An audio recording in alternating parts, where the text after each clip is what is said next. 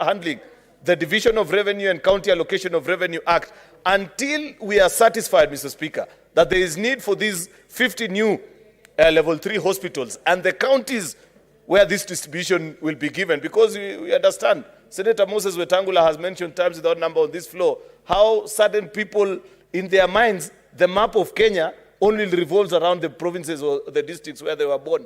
They don't imagine that there's a Kenya bigger than themselves.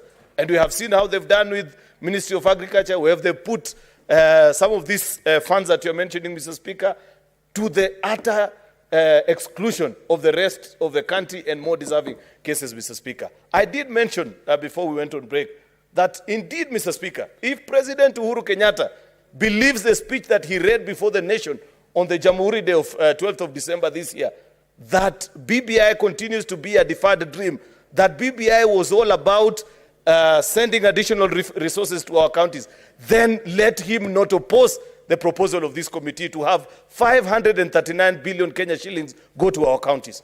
Because it will be clear to the nation that indeed he believes that 35% of the resources that are shared amongst ourselves as a country needs to go to the counties. You do not need to do actually a constitutional amendment. The Budget and Finance Committee of the Senate has proposed a better way at how to achieve it.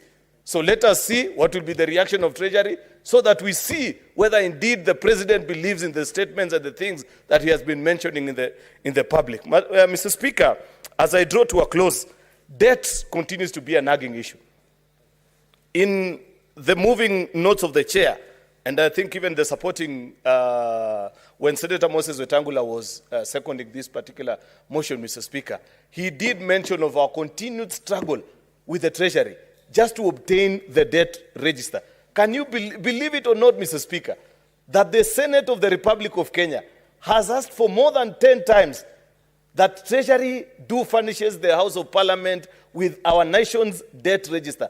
The best that we have ever gotten is actually an Excel spreadsheet that was sent to us on one of our sessions with the CS for Treasury, and told that is the closest thing we have. Perhaps actually it is a reality that we have borrowed so much to a point that we do not know actually whom we owe money at this particular point, that we actually just end up paying. Yet this continues to be the biggest struggle of our economy to this particular date, Mr. Speaker. It will be a travesty of justice. It will be actually, Mr. Speaker, a dereliction of duties on us as senators if we conclude this session of Parliament without laying to rest the question of debt and how it continues to bother us as a country, Mr. Speaker. Because debt, Mr. Speaker, has a financial effect on the division of revenue for us as a country. Because, Mr. Speaker, for obvious reasons you will know, and it is noted even in this statement by our committee, Mr. Speaker, that the first charge to the national revenue, before you even think about paying salaries to civil servants, is to clear the debt. As it is today, it is more than 1 trillion Kenya shillings that we continue to pay. Mr. Speaker, it will be unfortunate if we allow this particular issue to continue without giving a final answer, Mr. Speaker. Finally, Mr. Speaker, I want to speak also on this particular issue of deductions to counties.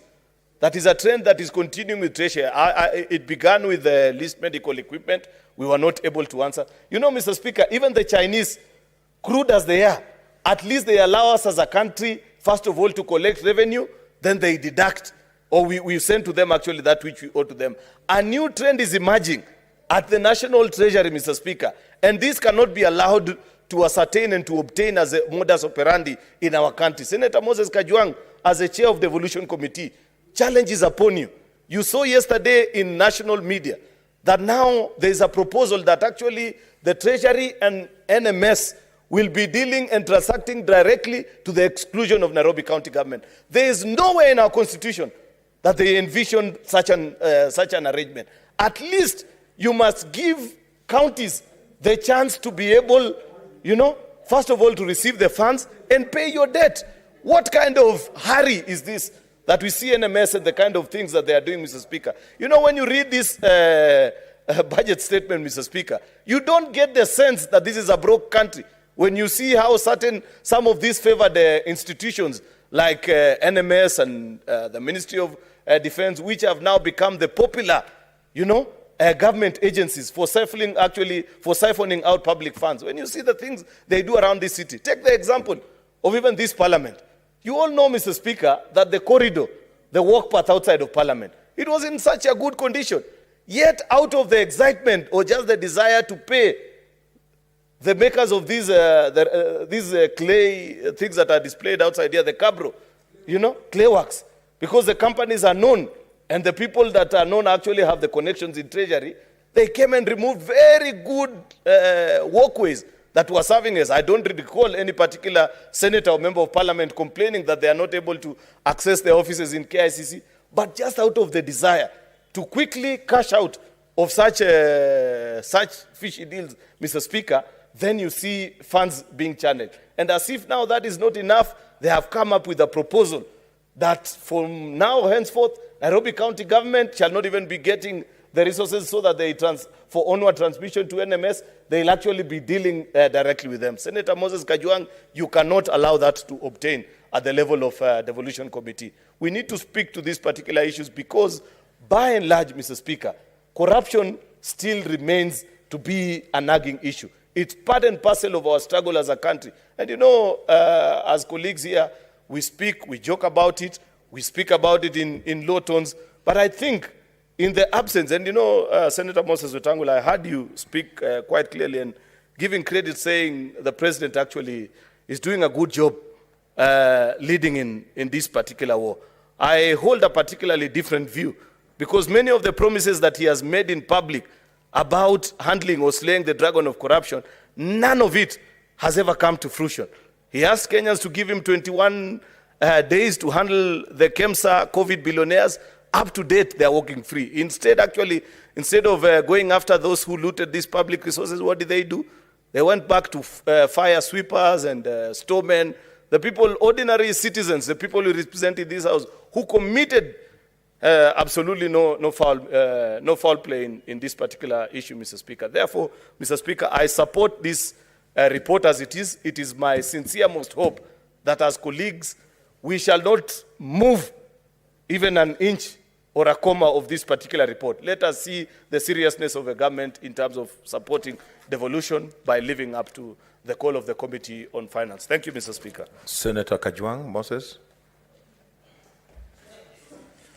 Mr. Speaker, sir, I rise to support the report of the Finance Committee on the budget policy statement. Mr. Speaker, I support this report knowing very well that what we are dealing with today is policy and that the relevant acts or the relevant bills are yet to come. But, Mr. Speaker, the committee in its report has also noted that the budget policy statement is a most important starting point because it guides the horizontal and vertical allocation of resources. And, Mr. Speaker, how I wish that we had convened at a time when all members were able to be present here. Mr. Speaker, I want to inform the House that part of the reports that I've laid before the House today make certain amendments to the County Governments Act.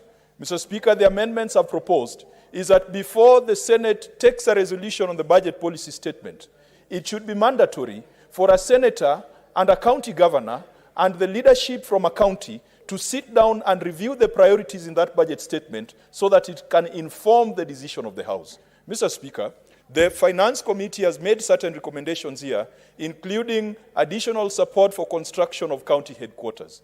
Sometimes a senator, out of their own volition, decides that their county needs a county headquarters and needs a conditional grant for it. But we are not getting instructions from our governors. Our governors are not keeping us informed. They are not advising us. They go and sit at IBEC with the deputy president and make some agreements and leave the Senate to do the heavy pulling as far as resources to counties are concerned. Mr. Speaker, we have said it in the past that this money we are talking about is not money that is going to governors as personal individuals. This is money that is going to the people out there in the counties. And so despite the fact that we have seen conversations at IBEC that have agreed that we send 370 billion, it is a responsibility of this Senate to size and to cost the needs of devolved functions. And if the Senate believes that county government should get more, then so let it be. Mr. Speaker, the theme of the BPS is one that is interesting: accelerating economic recovery for improved livelihood. Mr. Speaker, one would have expected that a budget that comes not even post-COVID. You know, when these guys were doing this budget, they had a post-COVID thinking. And we now know that there's nothing like a post-COVID era. We are going to be in a COVID era for as long as God knows. Mr. Speaker, one would have expected that a COVID budget would prioritize two things: lives and livelihoods. And when it comes to lives, it should be so clear the interventions that the government intends to put in place when it comes to healthcare. And because healthcare is devolved, Mr. Speaker, we should have seen an increment in allocation of money that goes to counties, because they are the ones who offer primary health services. Mr. Speaker, we should have seen a reflection. We should have seen an increment in the amount of resources that are being dedicated to things like mental health. Mr. Speaker, we have not seen in this budget policy statement the government prioritizing lives, and yet we are in a COVID budget. The other aspect will be on livelihoods. Mr. Speaker, we would have seen this budget policy statement. Because it is a policy statement, we would have heard the government saying that foreclosures as a result of the COVID pandemic shall be mitigated. That is what civilized governments are doing. They are doing foreclosure protection. Some governments are doing paycheck protection. Some governments are making sure that if you've taken a mortgage and you are unable to pay because of the pandemic, there is an action plan that has been initiated by the government to ease the pain. We are seeing none of that. Mr. Speaker, even the other day, you look at our daily newspapers, especially on Mondays, the pages are full of foreclosures. The pages are full of auction notices. And Mr. Speaker, many of these are businesses that once were thriving. And when we came up with very draconian rules to stem the spread of the virus, these businesses could not pay back their loans. We are not seeing that policy statement. We are not seeing that undertaking in this budget policy statement. Mr. Speaker, I would have expected that the national government would not just bring another business as usual budget. And unfortunately, this business as usual thinking has flowed from the national to county governments. If you look at county government budgets, they are budgets that were done on the assumption that we are in a post-COVID era, and they are budgets that are just, in fact, the county budgets are not incremental because they knew they were going to get 370 billion. They've just made the same allocations to roads, the same allocation to health that they made before. They have not shifted their priorities. Mr. Speaker, again, even if you did not consider that we're in a COVID era, the president's pet subject is a Big Four agenda. What in this budget policy statement, and I asked the person from the Parliamentary Budget Office, what is it in this budget policy statement that tells me that manufacturing as a core pillar of the Big Four agenda is going to receive significant support? Because this is effectively President Uhuru Kenyatta's final budget. I don't see it anywhere. I don't see any policy declaration or proclamation that will give space to our export processing zones. Mr. Speaker, you know, even some of the money we are getting through the Africa Growth and Opportunity Act, the EPZ and the farms that are in Athi River, very soon in 2025, AGOA is expiring. We are not seeing the government's proactive policy view. They are not seeing ahead to tell us what is going to happen to the manufacturing sector. And we know how much AGOA has supported the manufacturing sector, particularly the textile industry. I would have wished to see, if it is health, which is part of the Big Four agenda, what is that big thing? And interestingly, this budget policy statement talks of a stimulus package. A stimulus package, and it sounds really nice until you look at the amount that has been allocated to it. 26.2 billion Kenya shillings. Out of 3.0309 trillion, 26 billion has been allocated to COVID stimulus package. This is an embarrassment. If you look at the breakdown of that, you are told to agriculture there'll be 1 billion. You are told to whatever sector, it's just splitting 1 billion, 1.5 billion. So Speaker, the Treasury needs to get serious. And I wish that we had enough time to talk about this, and we had enough time to force the Treasury to rethink some of the priorities that they've put in there. There must be greater connectivity between what we are doing as a budget policy statement and the situation the country finds itself in that we are not post-COVID, we are in the COVID era. Mr. Speaker, this policy statement has made some very interesting revelations. For example, when it comes to issues of jobs, we are being told that 700,000 jobs have been lost in the previous year. 700,000 jobs. And if you look at the size of 700,000 jobs, and even if you ask yourself how many people are in formal employment in this country, out of that, this report tells us that about 350,000 of those jobs were in the informal sector. Kenyans are getting poorer by the day. And we would have expected that even though when you have an issue like a pandemic, and we have seen that from the US, from the UK, and other economies, the government must spend. Government becomes big, but it does not become big by paying salaries. It does not become big by buying more tea and mandazi. It becomes big by engaging in capital expenditure. Capital expenditure generates wealth. It creates employment. Mr. Speaker, that is what Singapore did. To create employment for a restless labor market, they went into massive infrastructure, but not infrastructure that terminates in private property, not infrastructure that is for prestige. It is infrastructure that unlocks the productivity of a nation. Mr. Speaker, those are the things that we should see. And for those of us who have finally come to support the agenda of the government of the day, we would wish to be associated with ideas that we can be proud of. We do not just want to see business as usual ideas. How do we restore the 700,000 jobs that have been lost? We are not seeing that captured here in the budget policy statement. Allow me, Mr. Speaker, to speak on a few specific issues. I support the proposal by the Finance Committee to increase the allocation to counties to account for inflation and to account for revenue growth, if for nothing else, inflation and revenue growth. I know that the Finance Committee has latched on to the 35% of last audited accounts. In fact, I look forward to the day when our allocation to counties will be on the basis of the budget. Because if you look at 370 billion as a percentage of the 3.3 trillion budget, it does not get to 15%. And I wonder, and my friend Opio Wandai chairs the Public Accounts Committee in the other house, and he has chaired it for the last 4 years, I wonder why we are still talking of 2017, 2018 audited accounts. Why we cannot be talking about 2018, 19, or 2019, 2020 audited accounts. I know that the Public Accounts Committee in this house has moved further, and they could be considering the 2019-2020 audited accounts. So we must also put pressure to bear to our colleagues in the other house that their delay in processing and approving accounts is leading to significant losses to counties. Mr. Speaker, I would support in future a constitutional amendment that would be looking at an allocation being a percentage of the budget rather than historical figures. The IBEC, Intergovernmental Budget and Economic Committee, that is chaired by the Deputy President, is a very important organ. It brings together the 47 county governors and the Deputy President representing the executive. The Commission on Revenue Allocation is called upon regularly to provide advice. Unfortunately, the Senate has got no role to play in the IBEC.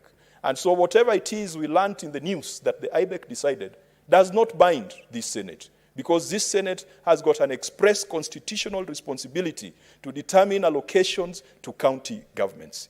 But in future, to avoid IBEC just being a talking shop where people go for photo ops and others ignore invitations just to prove a point, we need to find a way of making IBEC a truly intergovernmental entity so that IBEC can then be the place where Senator Kibiru ventilates and articulates the views of Senate and senators.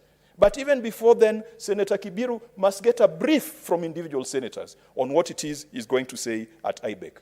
I am particularly very interested that one day this House of Parliament will do a conditional allocation to the county government of Homa Bay to help it mitigate the effects of HIV and AIDS and all those other counties with the highest prevalent rates. Mr. Speaker, I would be interested one day for my neighboring county of Nyamira to get a conditional allocation for construction of county government headquarters. I would be interested if one day we could get a conditional grant for counties like Makwiny, Homa Bay, Busia, and other counties that were producing cotton in the past to help them revive that sector. It is a much more tidy approach to development than calling the president to your region and then over dinner begging him to bring government resources to those areas. But how do those requests find their way into the conditional grants bill? Mr. Speaker, right now we don't have a framework. And so every senator is left to guess. Every senator is left to lobby Treasury for that. The second thing I want to speak to, which is very specific to county governments, is on pending bills. Mr. Speaker, when the first crop of governors left office, those who left office, the new crop of governors refused to pay the bills that were left behind by those governors. And to date, some counties, suppliers, contractors have not been paid. People have been auctioned. Others have died miserable deaths. Others, their children have had to leave school. Every time there's a change of administration, the new government talks about setting up a task force. That task force is expensive. And that task force does two things. It kills the contractors who are seen to have been sympathetic to the former governor, and it also introduces some ghost and phony contracts and bills for those associated with the incoming governor. Mr. Speaker, this has been a charade. The former Auditor General, Eddie Ouko, just a few months before he left office, he did an audit, a thorough audit, and he submitted his report to the Public Accounts Committee, and I was sharing it at that point. We made a decision that those bills that were found to be legitimate by the Auditor General should have been paid off. Then the governors went back to IBEC and decided to set up another verification task force. And then after that verification task force, each government went ahead to set up their own verification task forces. To date, legitimate suppliers are yet to be paid, 4 or 5 years down the line. Mr. Speaker, I want to urge this House, and the position of the Devolution Committee is as follows, that in the next session, we are going to talk to Treasury to invoke Article 2253 of the Constitution with respect to stoppage of finances to counties that do not have a plan for payment of pending bills.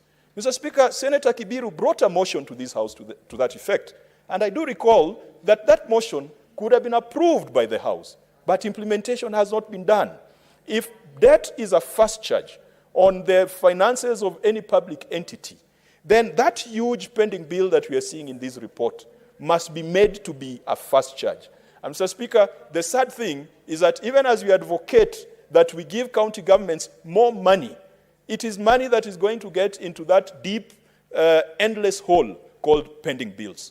It is inexcusable for counties like Nairobi to have pending bills of 58 billion shillings. Recently, we realized that those pending bills of billions of shillings in Nairobi are paid to law firms, because law firms are the most opaque institutions because they can receive and disburse money to people who have done the approvals internally. Mr. Speaker, that is a matter that my committee is seized of. The third specific issue, Mr. Speaker, is on on-source revenue. Senator Kibiru tells us that the potential of counties to generate on-source revenue is so huge and it is untapped. He also tells us that the county government of Bungoma has tripled its revenue collection. I don't know whether that was with pun intended, or he was just saying that Bungoma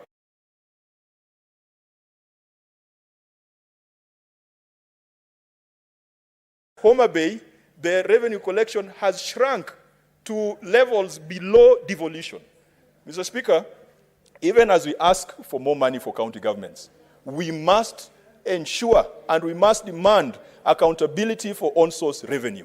These guys still continue to collect money from women in markets, and they have gone ahead to militarize the process. In almost every county now, when a governor is addressing the public, there'll be some goons in uniform and holding rungus. And Mr. Speaker, I saw that and I was really disappointed. If you, as a governor, you can have people holding rungus in uniform, and uniform funded by the same people you're holding rungus against. They go to market centers, they use those rungus to enforce collection. And yet, that money is not reflecting in the accounts.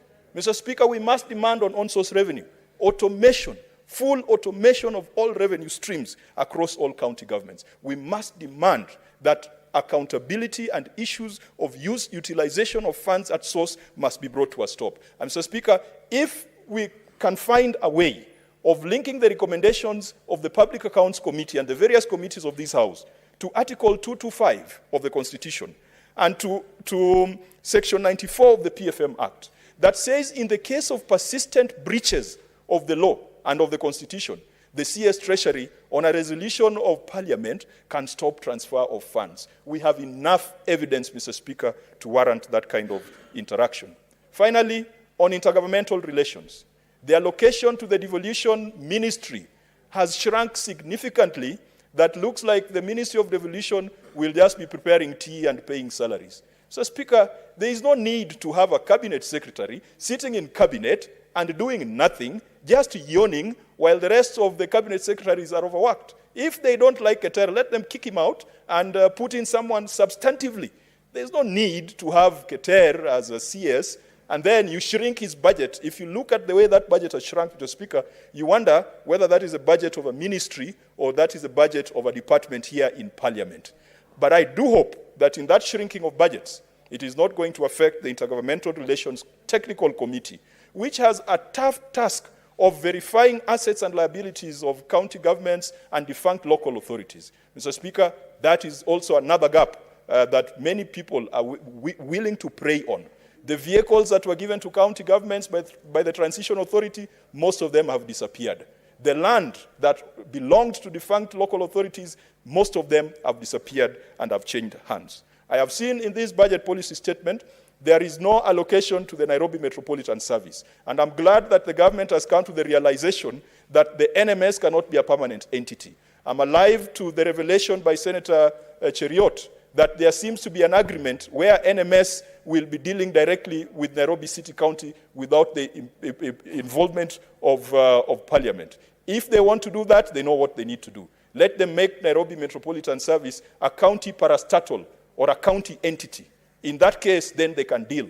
But there's no way the national government will be handing money over to county government without coming through Parliament and without going through the county assembly. Mr. Speaker, I support the recommendations and I support an increased allocation to counties because that is the best venue to spur an improvement in the lives of our people through proper provision of healthcare. But, Mr. Speaker, to our governors, we cannot only be good when you need more money and bad when you are asking for accountability. Let us robustly advocate for more resources.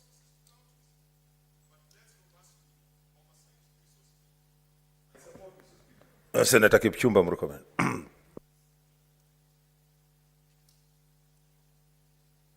Senator Murkomen, just a minute. I want to call upon Senator Sakaja just to move forward. Just take a seat 1 minute. Then I call you. He wants to give a notice of motion virtually. Thank you, Mr. Speaker. We can't see you. Mr. Speaker, my video is on my side. Maybe it's on that side.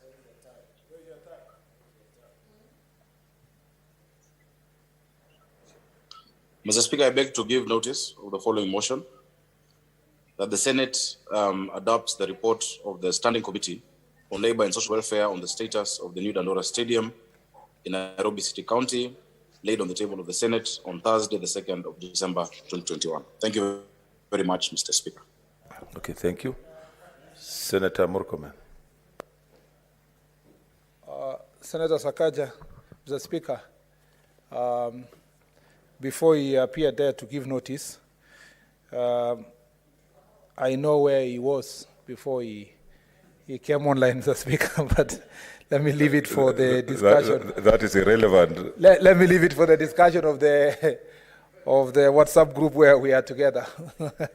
Mr. Speaker, that's on a light note. Mr. Speaker, I want to thank you for this opportunity for me to contribute to this budget policy statement, a very important agenda that brought us to the floor of this House. Mr. Speaker, this budget policy statement is significant in the sense that, Mr. Speaker, it's the last one before, it's the last budget policy statement under the presidency of President Uhuru Kenyatta, and therefore gives us a good review of the performance of this administration, especially in the last 5 years. Mr. Speaker, this budget policy statement is important because also through budget policy statements, we are able to see what is the guiding principle or the policy position of government in the various issues that it's trying to pursue. What you would expect from this budget policy statement, Mr. Speaker, is a culmination of a 10-year program of President Uhuru Kenyatta's presidency, and the 5 years especially when you talk about the Big Four agendas. Mr. Speaker, unfortunately, scanning through all these documents, a little is said about the Big Four agenda. Mr. Speaker, little emphasis is given to the important programs that were promised to the people of Kenya in 2018 when this administration, Mr. Speaker, after winning elections and after shaking hands with the opposition to form a quasi-government of national unity that with a shared power of President Uhuru Kenyatta and former Prime Minister Raila Odinga. And Mr. Speaker, from 2018, it has been a very sad story of government programs, particularly the budget policy, particularly the Big Four agenda, which we promised the people of Kenya to be implemented the second time of President Uhuru Kenyatta, has taken a backseat. And as you know, Mr. Speaker, it has been a chase of, Mr. Speaker, a mirage known as BBI, which is anchored on changing the constitution to create positions for us who are in political power. Mr. Speaker, this budget policy statement, though, speaks directly to things that are real about the status of our economy. It speaks about the status of debt, Mr. Speaker. It speaks about the economic growth, how, Mr. Speaker, we have stagnated. And, Mr. Speaker, this also budget policy statement paints a very gloomy picture about the future of our resources in terms of towards shared resources to county governments and national government and towards development, particularly as a result of debt, Mr. Speaker, that is skyrocketing. Mr. Speaker, when I moved a motion in this House to extend the ceiling, the debt ceiling, Mr. Speaker, the argument that was given by the Treasury was that, Mr. Speaker, we are doing so to restructure our debt and to be able to create an avenue for us to repay our debt, but give room for us to work on our economic growth. Mr. Speaker, that remains a mirage. It's become failed promises for the last 3 years. Mr. Speaker, it's been about borrowing.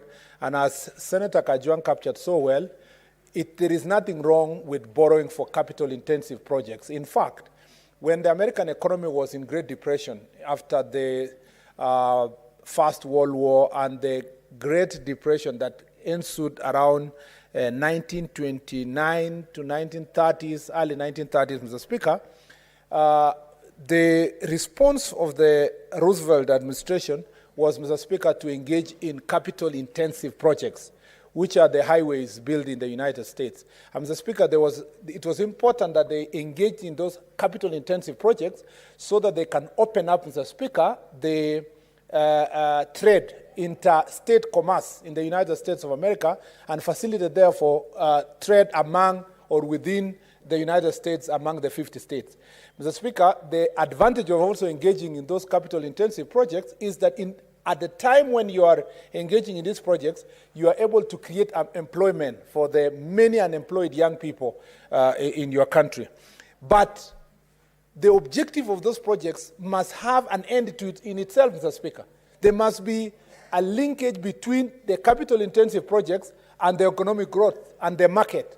But, Mr. Speaker, like Senator Kajwang captured so well, if a project is being done to end up in somebody's land, somebody's gate, somebody's home, Mr. Speaker, or for purpose of just painting a very good picture that we have a very big road that is coming from airport to Westlands, Mr. Speaker, without that linkage as to how much trade it's going to contribute, Mr. Speaker, then it becomes counterproductive because then you accumulate more debt and more debt. You suffocate the economy, Mr. Speaker. You suffocate the market, Mr. Speaker, and then you create the situation that we have in the country, where this budget policy statement, so properly captured by Senator Kibiru and his team, says that, Mr. Speaker, the danger of the debt, Mr. Speaker, the national debt, is that it is reaching a time where county governments will not get the equitable share they deserve because debt, as you know, is the first, Mr. Speaker, payment to be defrayed from the resources that we receive. the first charge on the national, Mr. Speaker, revenue from the consolidated fund, Mr. Speaker. Mr. Speaker, the second issue that I want to address is the county resources that go to the county. And Mr. Speaker, this is where I want Kenyans to follow so carefully. Mr. Speaker, 2 years ago, is it now 2 years, 1 year ago, Mr. Speaker, this House engaged in a serious conversation about, Mr. Speaker, county allocation of revenue formula as to how we are going to share our resources among our 47 counties. That debate, Mr. Speaker, created a scene in this country that has never been witnessed insofar as this Senate is concerned. It created factions within this chamber, Mr. Speaker. It created drama about some senators being arrested, others being, Mr. Speaker, cajoled, others being, Mr. Speaker, bought. There was a whole kind of drama that took place in this chamber. And Mr. Speaker, eventually, Mr. Speaker, we came up with a very important formula whose guiding principle, Mr. Speaker, was a win-win, that no county should lose the resources that they were receiving by the time, Mr. Speaker, we were having this conversation. Mr. Speaker, it was at that point in time that a stalemate was broken by the executive promising that 370 billion was going to be given to counties to ensure that the formula that we had adopted will leave all counties, Mr. Speaker, at a stage where no county is going to lose resources. Mr. Speaker, after that, something called BBI came up. In this BBI, Mr. Speaker, the promise was 35% of of the revenue raised nationally was going to be given to county governments. Meaning, Mr. Speaker, this 370 billion in this financial year, with a projected revenue of 1.8 trillion, Mr. Speaker, being raised nationally, what we should be doing on the floor of this House, Mr. Speaker, is to divide the resources by giving county governments, Mr. Speaker, as promised by BBI report, 630 billion.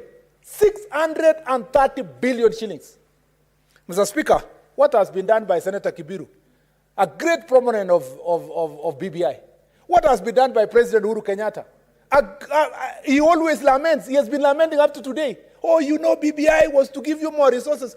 I want to challenge President Uhuru Kenyatta. If you truly believe in BBI, 630 billion should go to counties this year, not tomorrow. Mr. Speaker, if BBI was not about politics, of just gerrymandering, and Mr. Speaker, trying to shepherd a particular individual to become the President of the Republic of Kenya, without going through proper auditing by the people of Kenya, let them, Mr. Speaker, show that BBI was about resources to the counties. Let them come here with a division of revenue bill next year, February, March, Mr. Speaker, that this House in April will pass a division of revenue bill that has 630 billion being given to three counties. If not, I would like to ask President Uhuru Kenyatta and former Prime Minister Raila Odinga and all those proponents of BBI to shut their mouths forever, Mr. Speaker, because they cannot speak on both sides of the mouth. On one hand, tell Kenyans that, oh, you know, BBI was about giving money to counties, and then come here and lie to the people of Kenya. And I want the people of Kenya to know that. Tell the people of Kenya, you are not going to get 1 shilling more than you got last year. Meaning, Mr. Speaker, this is Mr. Kibiru's report, Senator Kibiru's report. Mr. Speaker, who speaks on behalf of the President here, what does it say? It says counties' revenue will reduce from the 22% in this financial year. It will go to 17%, Mr. Speaker, of the revenue raised nationally. Mr. Speaker, what's your point of order, this Senator? should really make us. Order, I Senator. wish I was not interrupted on this very important point. It's not an interruption. Mr. Speaker, the distinguished senator for Elgeyo Marakwet in order to consistently and persistently refer to this as a Kibiru report, when in fact it's a report of the Committee of Finance, to which even yours truly here is a member, and is a serious critique of the BPS. It is not a Kibiru report. Mr. Speaker,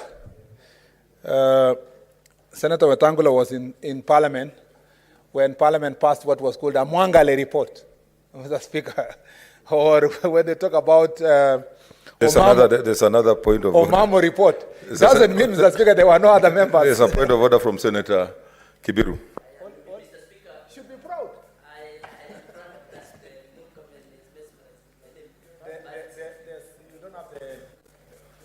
come to the table.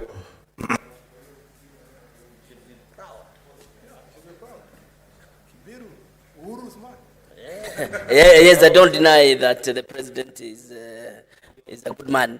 But the point I want just to inform you, Senator Murkomen, is that we did not recommend 370. We have recommended 495 billion. It is the National Treasury that, and the CRIs and the government that recommended that. But we as a committee, we went by the law and we have said that 5% of the audited accounts of 2017-2018. No, Mr. Speaker, that's exactly what I was saying. That in President Uhuru's government, he's proposing 370 billion. But Senator Kibiru, the right-hand man of President Uhuru Kenyatta, has brought a very serious critique of this report, saying that if we are going to go by 370 again, we will fall from the 22%, Mr. Speaker, we are at the moment, to 17%. And as we continue with the national debt and so forth, it looks like we're even going to go below the 15% required. And as Senator Kajwang captured so well, if the National Assembly had done its work to approve, Mr. Speaker, the county, the audited accounts, and we use the audited accounts of this financial year, the same way BBI says, Mr. Speaker, if we were to use the audited accounts of this financial year, Mr. Speaker, assuming that the accounts will be audited on time, we'll be talking now of maybe 13%, Mr. Speaker, of the national revenue collected nationally going to counties.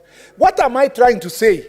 If I don't say anything today, Mr. Speaker, from this budget policy statement, I must say, Mr. Speaker, the deceit and the hypocrisy of the politics of BBI must be exposed in this chamber. And Mr. Speaker, the proponents and the preachers and the apostles and bishops of BBI, Mr. Speaker, must take responsibility for the lies they have given to the Republic, that they intended to change the constitution to increase revenue. If, Mr. Speaker, they are giving these people of Kenya not an extra 1 shilling to go to counties, they are saying we will allocate only 370 billion to counties. And this 370 billion is 17% of the revenue raised nationally using audited of accounts of 2017-2018. Which, Mr. Speaker, if you apply the audited accounts of this year, even if it's not audited, as BBI was proposing, Mr. Speaker, we are nowhere close to 15%. Ye preachers, Pharisees, Sadducees, Mr. Speaker, who have been lying to the people of Kenya, we want to tell them, come ye out. Mr. Speaker, come out. Come out and own up to your lies and politics of conmanship. And Mr. Speaker, as this chamber, when we reach, and I thank you, Mr.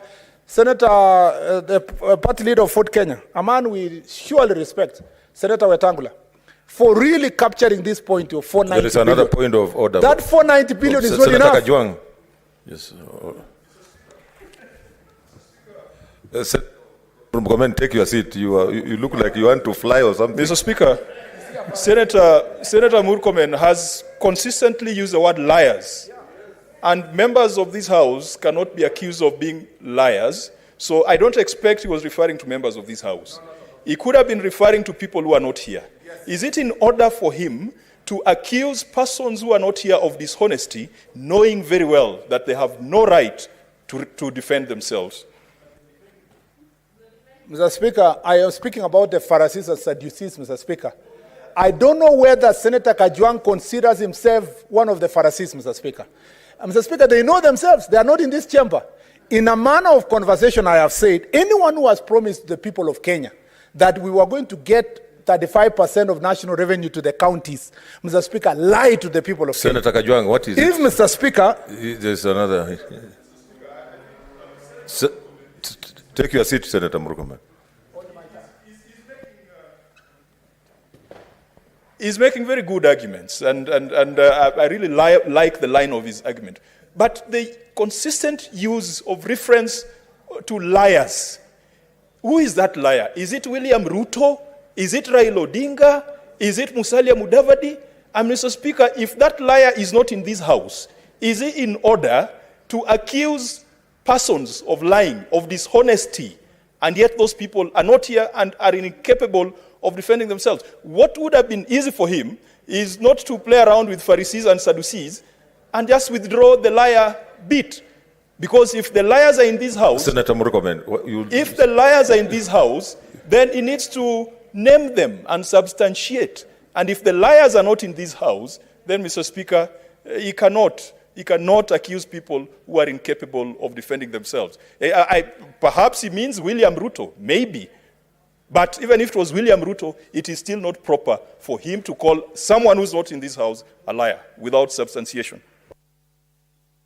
Mr. Speaker, the liars are, Senator Kajwang is right to suspect himself, Mr. Speaker, in this thing, and to passionately defend those who lie to the people of Kenya, that 35% was going to go to county. Senator Murkomen, but the point I'm trying to make, Mr. Speaker... Use your time well, because you have other forums to say these things you are saying. Thank you, Mr. Speaker. So, Mr. Speaker, thank you, Mr. Speaker.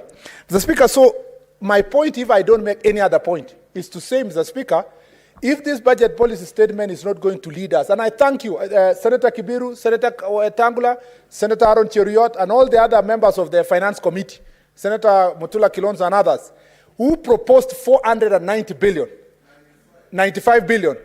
Mr. Speaker, I will be urging them, we improve it to the BBI proponent standards, Mr. Speaker, to move it to 600 billion that will go to counties. And we want President Uhuru Kenyatta to sign it by June next year, that law, so that then we know he is a true believer of this BBI has been talking about. Let him demonstrate. The Bible says, let your actions speak louder than your words.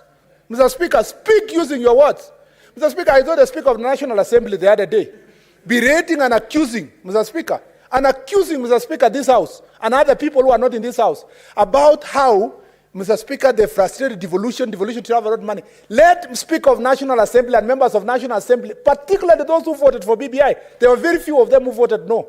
Let them now demonstrate that when we send their bill here, division of revenue bill here, even if it's 495, let them pass it. Because the greatest impediment for devolution has been the Speaker of the National Assembly. Mr. Speaker, I want to say this. Mr. Speaker, I withdraw. I know where you are going. Yes, I know where you are going. Yes. Mr. Speaker, I should not discuss the Speaker of the National Assembly. Discuss this. But Mr. Speaker, the presidential candidates of the DP party, Mr. Speaker, out there, was trying to accuse, Mr. Speaker, this House.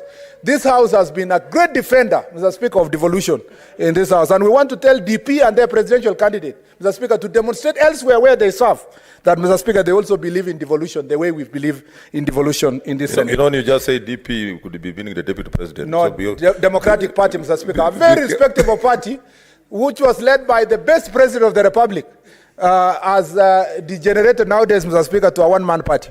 But the point I'm trying to make is that this, Mr. Speaker, devolution must be demonstrated through actions by people who, Mr. Speaker, sit in positions of power.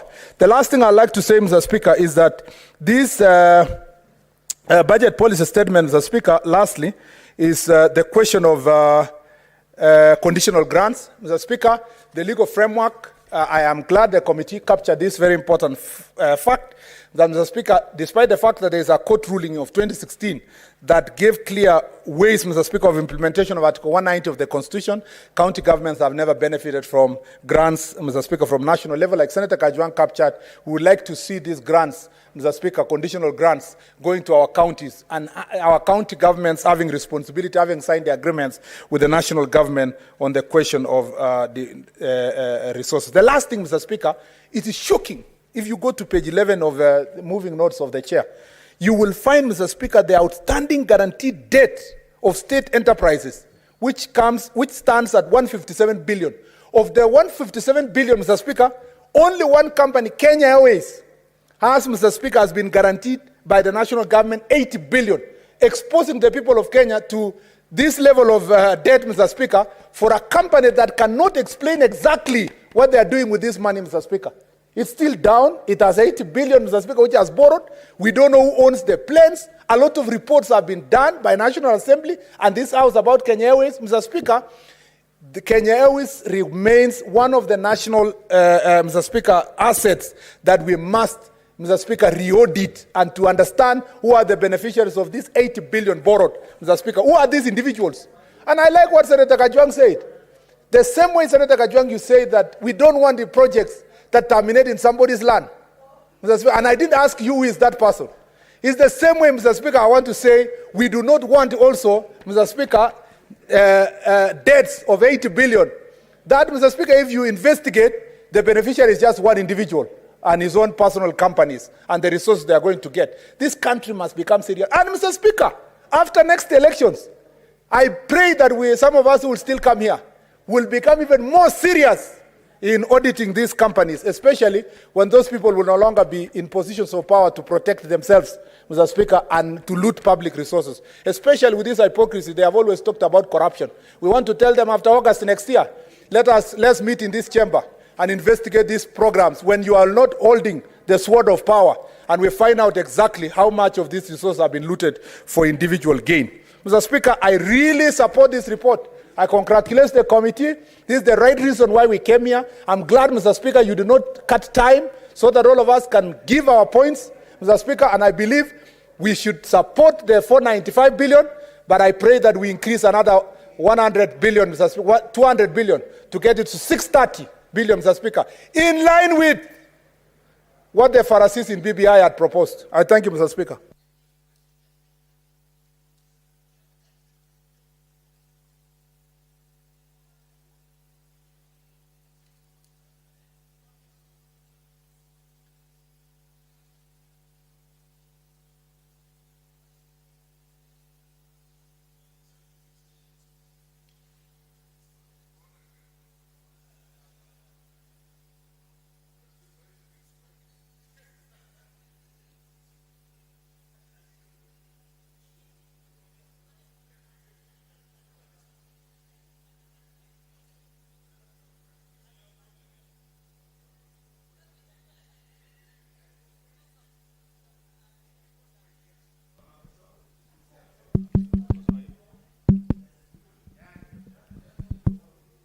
Thank you, Mr. Speaker.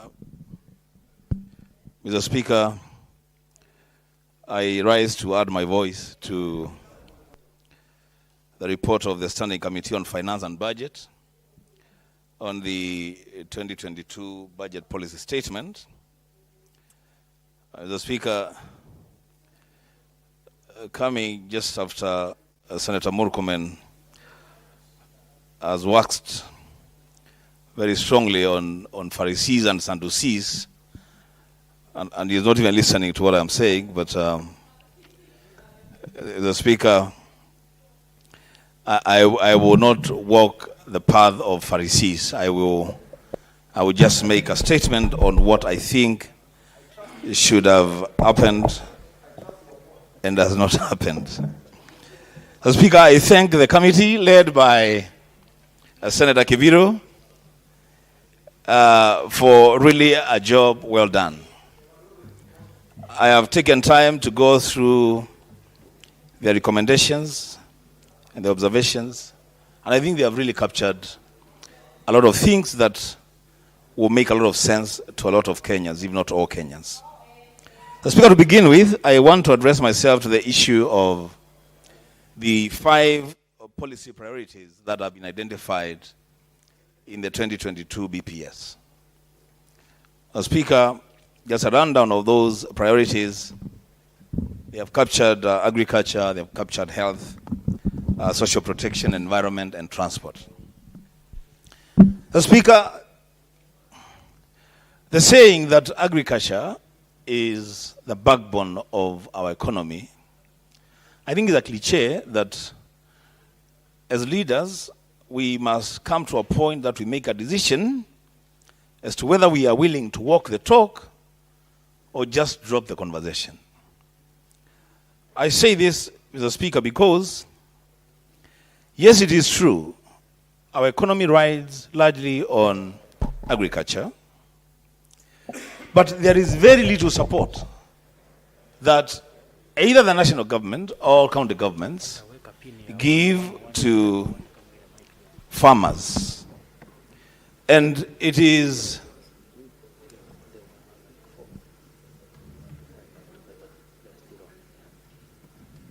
Speaker, I hope my time is being held.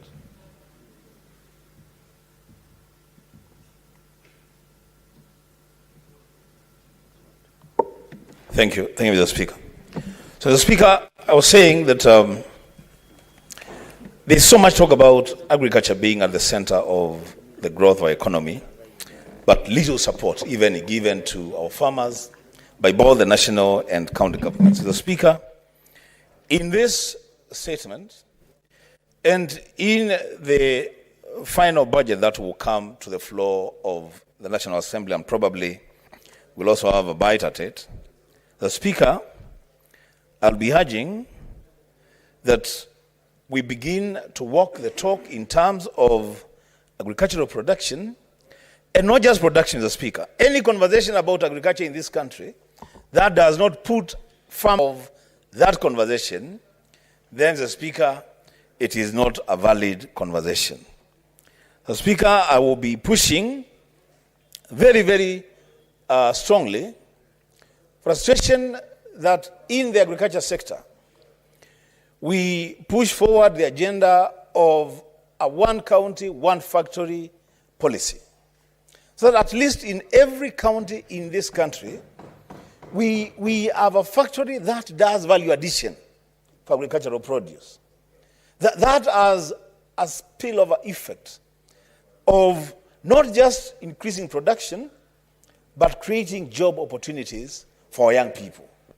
And if we go that way, Mr. Speaker, then we will be talking about agriculture being at the center of the growth of our economy. Mr. Speaker, on the second policy priority on health, Mr. Speaker, I take note that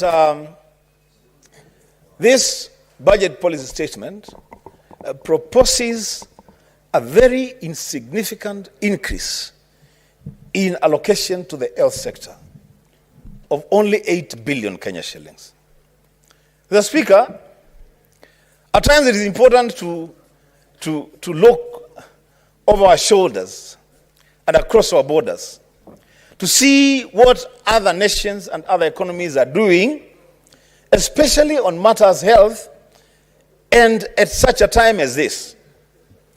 Mr. Speaker, it has been said, and rightly so, that we don't seem to be preparing to live in a post-COVID era time anytime soon. We're going to have to deal with corona for a long time to come. And Mr. Speaker, at a time like this when new variants are being reported almost daily, I would have expected that a lot more funds would have been put in the health sector to deal with two things, Mr. Speaker. One, to address the issue of management of the spread of the virus.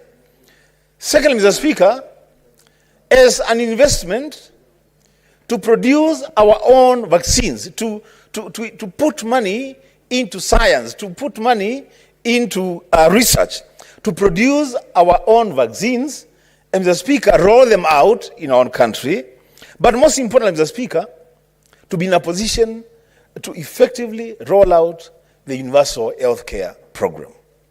With 8 billion shillings increase, Mr. Speaker, I'm not sure we will be able to achieve anything beyond what we are doing currently. The Speaker, on the same matter of health, and this one, the Speaker, I have to be very, very candid. It doesn't make sense, really.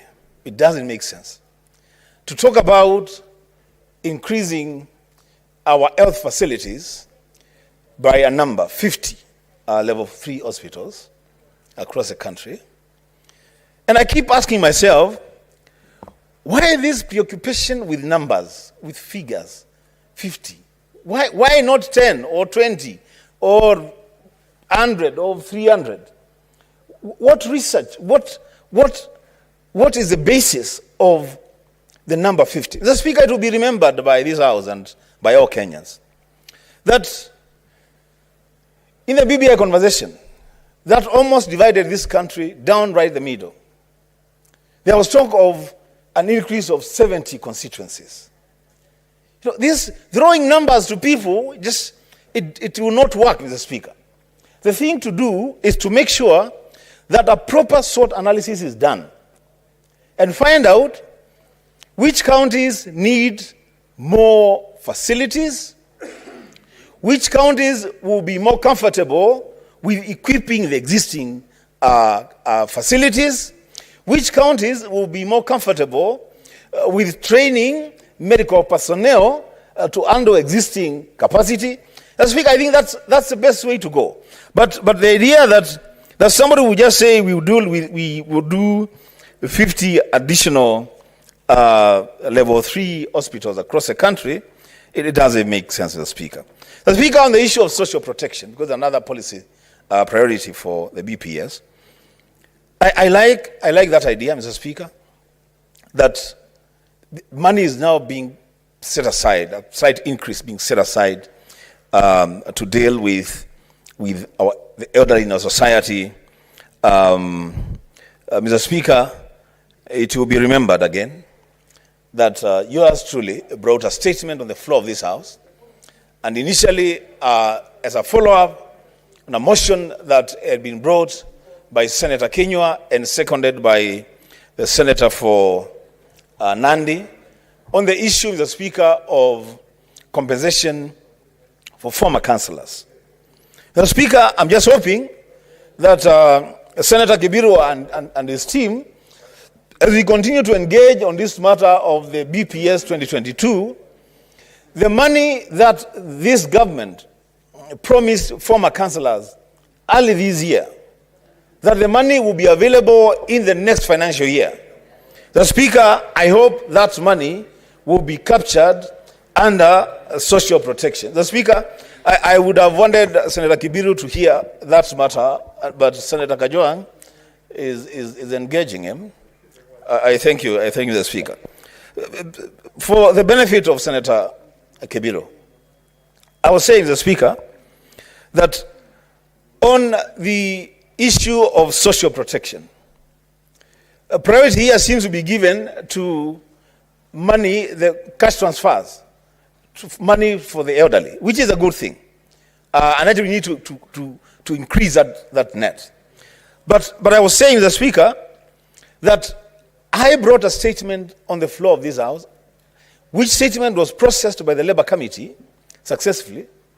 And this government promised to pay one-off gratuity to former councillors, amounting to around 12,000 of them. I'm just hoping, the Speaker, through you and through the committee, that under this social protection priority, that the money that was promised to former councillors will be made available, processed, and paid to them. As Speaker, as we said the other time when we were moving that statement, we continue to lose a lot of these councillors, very poor and under very deplorable conditions. Mr. Speaker, on the issue of the environment, which is another policy priority for this BPS 2022, I see that there is money set aside to settle all claims. And the underlying word here is all claims relating to human-wildlife conflicts in areas where those conflicts do exist. I know in Taita Taveta we have quite a number of those cases. I know in my county in Kitui we have a number of those cases. In Narok, I know we also have a number of those cases. It is my hope that these people, these claims, some of them dating to as long as, Mr. Speaker, 20, 25 years ago, that these claims, because the underlying word here is all claims, I'm just hoping that all those claims, Mr. Speaker, will be settled. The Speaker, under environment also, we have money on reforestation. I wish we will get to the specifics when it comes to reforestation, Mr. Speaker. The Committee on Finance and Budget really should push this agenda, and we will support them to push this agenda. That we just don't talk about reforestation for the sake of talking about reforestation. As Speaker, we need to do serious, proper reforestation in the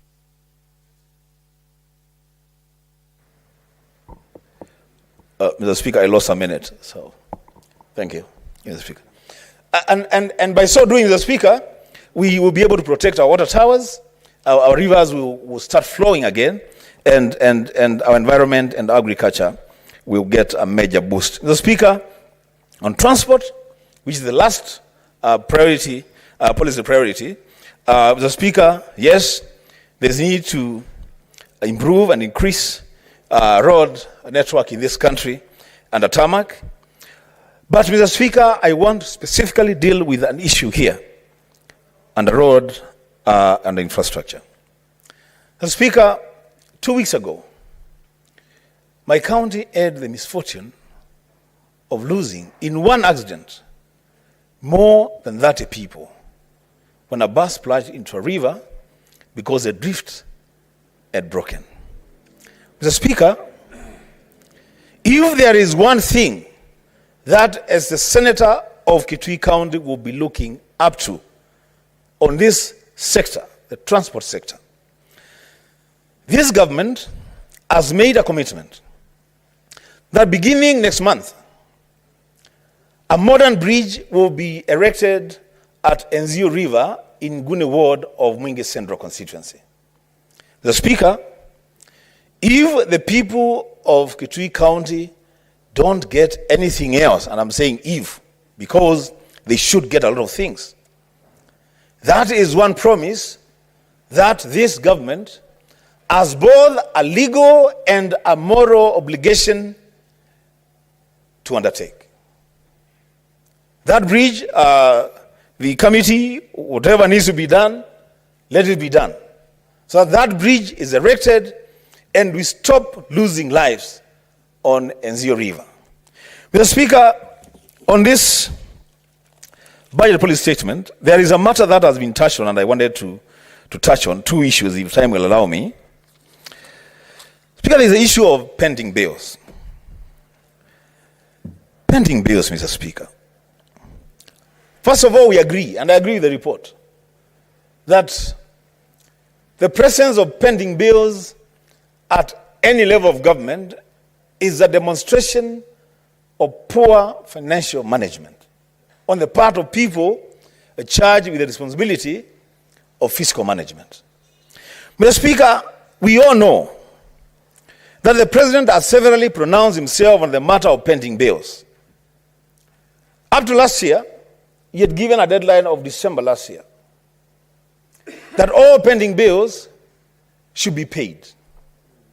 Now, Speaker, to date, those pending bills are accumulating. They have not been paid.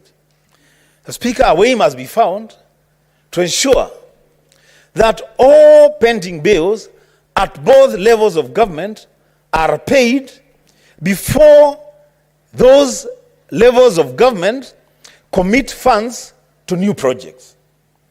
I say this, Mr. Speaker, with a pinch of bitterness, because in my county, Kitui, there are pending bills that have accumulated since 2016-2017 financial year. To date, those pending bills have not been paid. The Speaker, I'll be watching with more than passing interest to ensure that this matter of pending bills, especially for my county, are paid.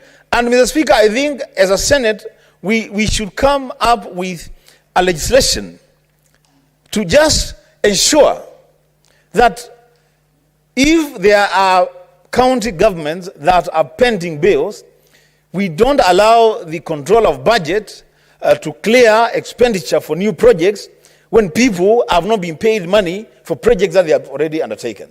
Otherwise, we are just impoverishing our people instead of empowering them. The Speaker, there is also the matter of fiscal responsibility on the requirement that 30% of county government budgets should go to development. The Speaker, these county governments, in most cases, have found a way of cheating their way through the county assemblies. That at the time of processing the budgets, they make sure that they meet the thresholds. But when it comes to the real implementation of projects, they divert our funds to other projects, and we realize that they spent far less than 30% on development. The Speaker, there will be need for us, in conjunction with county assemblies, to ensure that 30% of county government budgets go to development. And the same applies, Mr. Speaker, to wage bill. A lot of county governments now have transformed themselves, Mr. Speaker, to recruitment bureaus.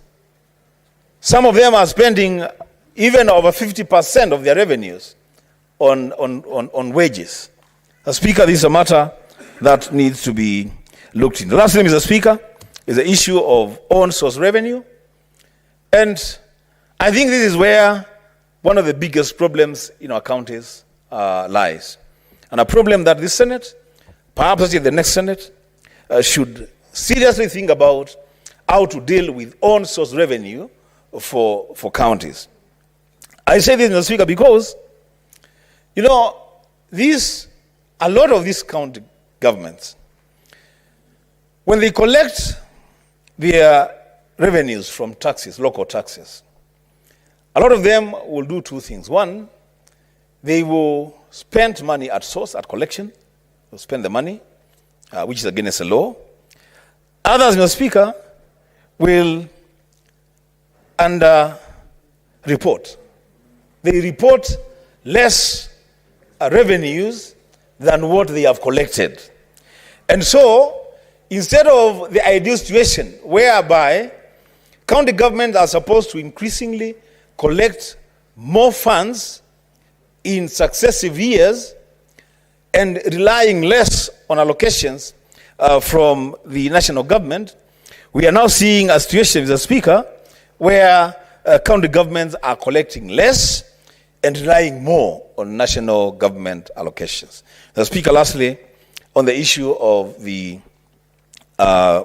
allocation to counties, the committee, I want to thank the committee for proposing 495 billion, up from 370, and that is where we will stop. We are not going to budge on that one.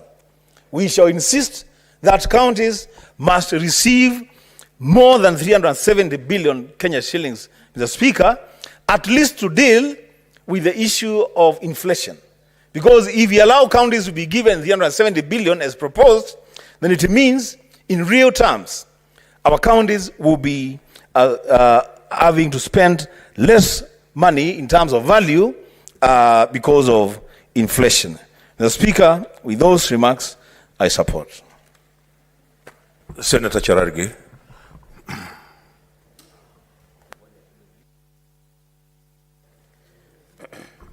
Thank you, Mr. Speaker, for this opportunity. Maybe to make a few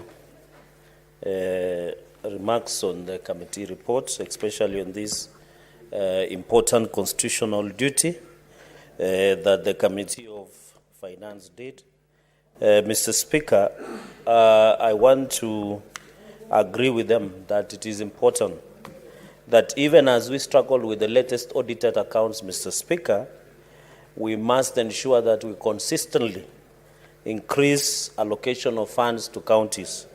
Mr. Speaker, the proposal to have county equitable shareable revenue at 4495 billion is very important, Mr. Speaker. And I think 495 billion, we are looking at a situation, Mr. Speaker, where we need to factor more of the resources to go to counties and ensure our counties and the people in the villages are able to get services within the reach at the village level, Mr. Speaker. Mr. Speaker, 495 billion, for example, Nandi is getting 6.9 billion. If this is approved, Nandi will get more than 9 billion, which will be very significant, especially in the next third generation of devolution. And for some of us, God willing, who will be there, will ensure services are devolved and people can benefit directly from this additional funding, Mr. Speaker. Mr. Speaker, we cannot, and I think there is a misnomer in this country that you need constitutional change to be able to increase allocation. I know a number of us here in this House are aspiring to lead county executive in the near future, Mr. Speaker, and therefore it is important that the country knows that you don't need a constitutional amendment to increase allocation. I think what we need as a parliament, Mr. Speaker, is to ensure we fast-track latest audited accounts, because you can see the next budget will be a trillion, in terms of trillion, in trillion shillings, Mr. Speaker. And therefore, I really want to commend the committee. I think that is the only positive thing that I have seen the committee overworked on it in this report. Mr. Speaker, Another issue that I wanted to comment, so the additional funds to counties will be very critical. Will the bursaries, issues of feeder roads, Mr. Speaker, issues of water, issues of ensuring that early childhood development teachers, ECD teachers, and ECD infrastructure are developed within our counties, Mr. Speaker. Mr. Speaker, another point I wanted to make, the second point, Mr. Speaker, is on the issue of agricultural sector, Mr. Speaker. So, Speaker, where us come from, predominantly the North Rift, Mr. Speaker, and specifically Nandi, over 90% of the great people of Nandi, and mostly the North Rift area, Mr. Speaker, including your region, rely heavily on agriculture, Mr. Speaker. And therefore, you are aware at the moment, Mr. Speaker, because you also in your county plant maize, that sadly, the fertilizer prices have been shooting up astronomically. From 2,700, Mr. Speaker, to 5,500 per 50 kilos of fertilizer. Even as we go to the next planting season, we can see the short rains are there, Mr. Speaker. In my county, we have sugarcane farmers, we have tea farmers, we have maize farmers, we have coffee farmers in Nandi. And you can imagine buying a 50-kilo bag of fertilizer at 5,500 from 2,700 after the subsidy was removed. So, Mr. Speaker, I would have expected, since agriculture is one of the key functions that was devolved, that the issue of national fertilizer subsidy program should have been included. We are aware the pricing of maize in our is not as envisaged because, Mr. Speaker, we expected our maize 50 kilos bags at least to go up to around 3,000 to 3,500, Mr. Speaker, as opposed as 2,700 that we are having at the moment. So, Mr. Speaker, I think there is a consistent agenda to undermine agriculture sector as a whole, because agriculture is what most Kenyans in rural areas depend as a form of economy, Mr. Speaker, from even dairy farming in terms of inputs. And that is why some other time I had, Mr. Speaker, somebody saying in this country, why are we still importing eggs from Uganda? We are importing eggs from Uganda because we can't support our agriculture, Mr. Speaker. The answer is very obvious, because you can't ask the question. And in that meeting, Senator Ledamo Lekina was seated in that meeting, and somebody was saying, why are we importing eggs from Uganda? Yet they know very well, Mr. Speaker, that they can't give funds to the agriculture, Mr. Speaker. So the answer is more than obvious that we need agriculture, Mr. Speaker, that the funding, Speaker, when the President was talking about post-COVID recovery, maize was not mentioned anywhere, Mr. Speaker. So you can't blame that we are importing eggs, we are importing maize from Uganda or any other. I can see there is a war, trade war that is coming between Uganda and Kenya because of the imports and exports here and there. The agriculture sector, Mr. Speaker, we should really push to ensure that we increase funds, that we continue, Mr. Speaker. Another danger that is undermining agriculture in this republic, Mr. Speaker, is very simple, that the national government is still doing the functions that have been devolved, like livestock, fisheries, agriculture sector, water and sanitation and irrigation, among others, Mr. Speaker. These are some of the things that have already been devolved after Chapter 4 of the Constitution of Kenya. So these clawback clauses that the national government, Mr. Speaker, continues to undermine will not ensure that our counties, these functions are devolved, Mr. Speaker. And it is very sad that there is a reduction in allocation of agriculture sector from 75.7 billion to 63.9 billion, representing a decrease of 15.6%.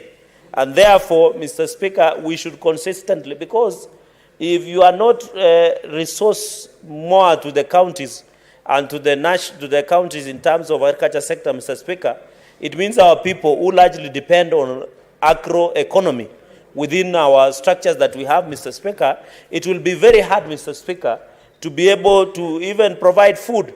And you know, Mr. Speaker, when the prices of food go up, the inflation automatically will go up. So if we cannot manage the pricing, that we should minimize the inputs, especially in the food production, and maximize the output, then we can manage the inflation rate, and therefore the cost of living will automatically, Mr. Speaker, come down. Mr. Speaker, another issue that I wanted to note there is on the issue of, Mr. Speaker, the issue of health sector, Mr. Speaker. I think even with this post-COVID season, we still have a challenge where issues of vaccine And you know there is over-reliance, Mr. Speaker, on the issue of donor. And somebody has questioned, Mr. Speaker, the shelf life of some of the COVID vaccine that we are receiving in this country. And you remember the Minister of Health at that time was threatening Kenyans that if you are not vaccinated, you cannot access government services, which is a clear and blatant violation of the law, Mr. Speaker. And therefore, even as we rely, I think, Mr. Speaker, Kenya and Africa have what we call poverty mentality. That even with the donations of vaccine that we are being given, people are now questioning the shelf life of such vaccine and ensure that the country can be reopened. Of course, with the fact that there is a new variant that is ravaging the country and the world. But even we should be increasing more funds to go to the health sector, Mr. Speaker, so that it becomes easy. In as much as we are talking about universal health coverage, Mr. Speaker, we should be ensuring that we give more level the hospitals that we have within our sub-counties, and even at the level of the county level, Mr. Speaker.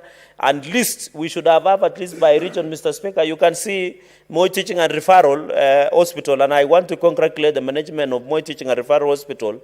I saw they were #1, and then secondly was followed by Nairobi Hospital, Mr. Speaker. I think in as much as Moi Teaching and Referral, Mr. Speaker, it is almost serving the entire of Western Kenya, Nyanza, part of Narok, all the entire of Rift Valley. All the cases are being referred to Moi Teaching and Referral Hospital.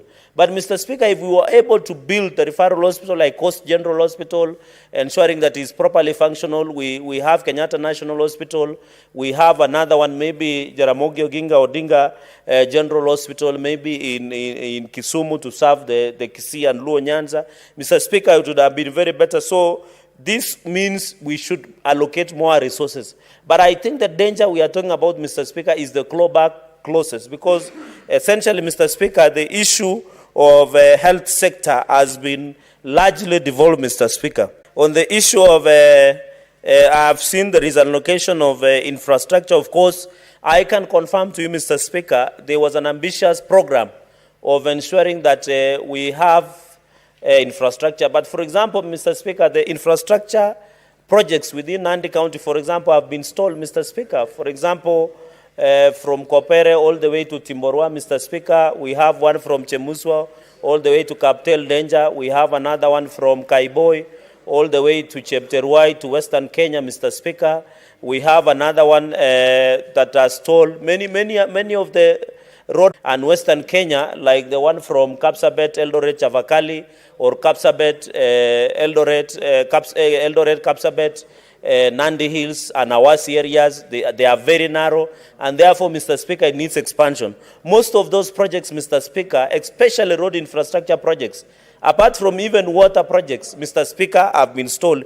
Even one between Lesos and Moi University, Mr. Speaker, the one that we are having between Nandi Hills and Imaki Town, between Nandi Hills Town and Imaki, the one from Nandi Hills Town all the way to Savani in Aldai Sub-County, Mr. Speaker, most of those projects have been stalled. And I hope the next government, Mr. Speaker, when it will implement this budget, at least they should be able to ensure that they fully complete those infrastructure. And I know it is not unique to Nandi that most of the road projects and infrastructural projects, Mr. Speaker, have stalled.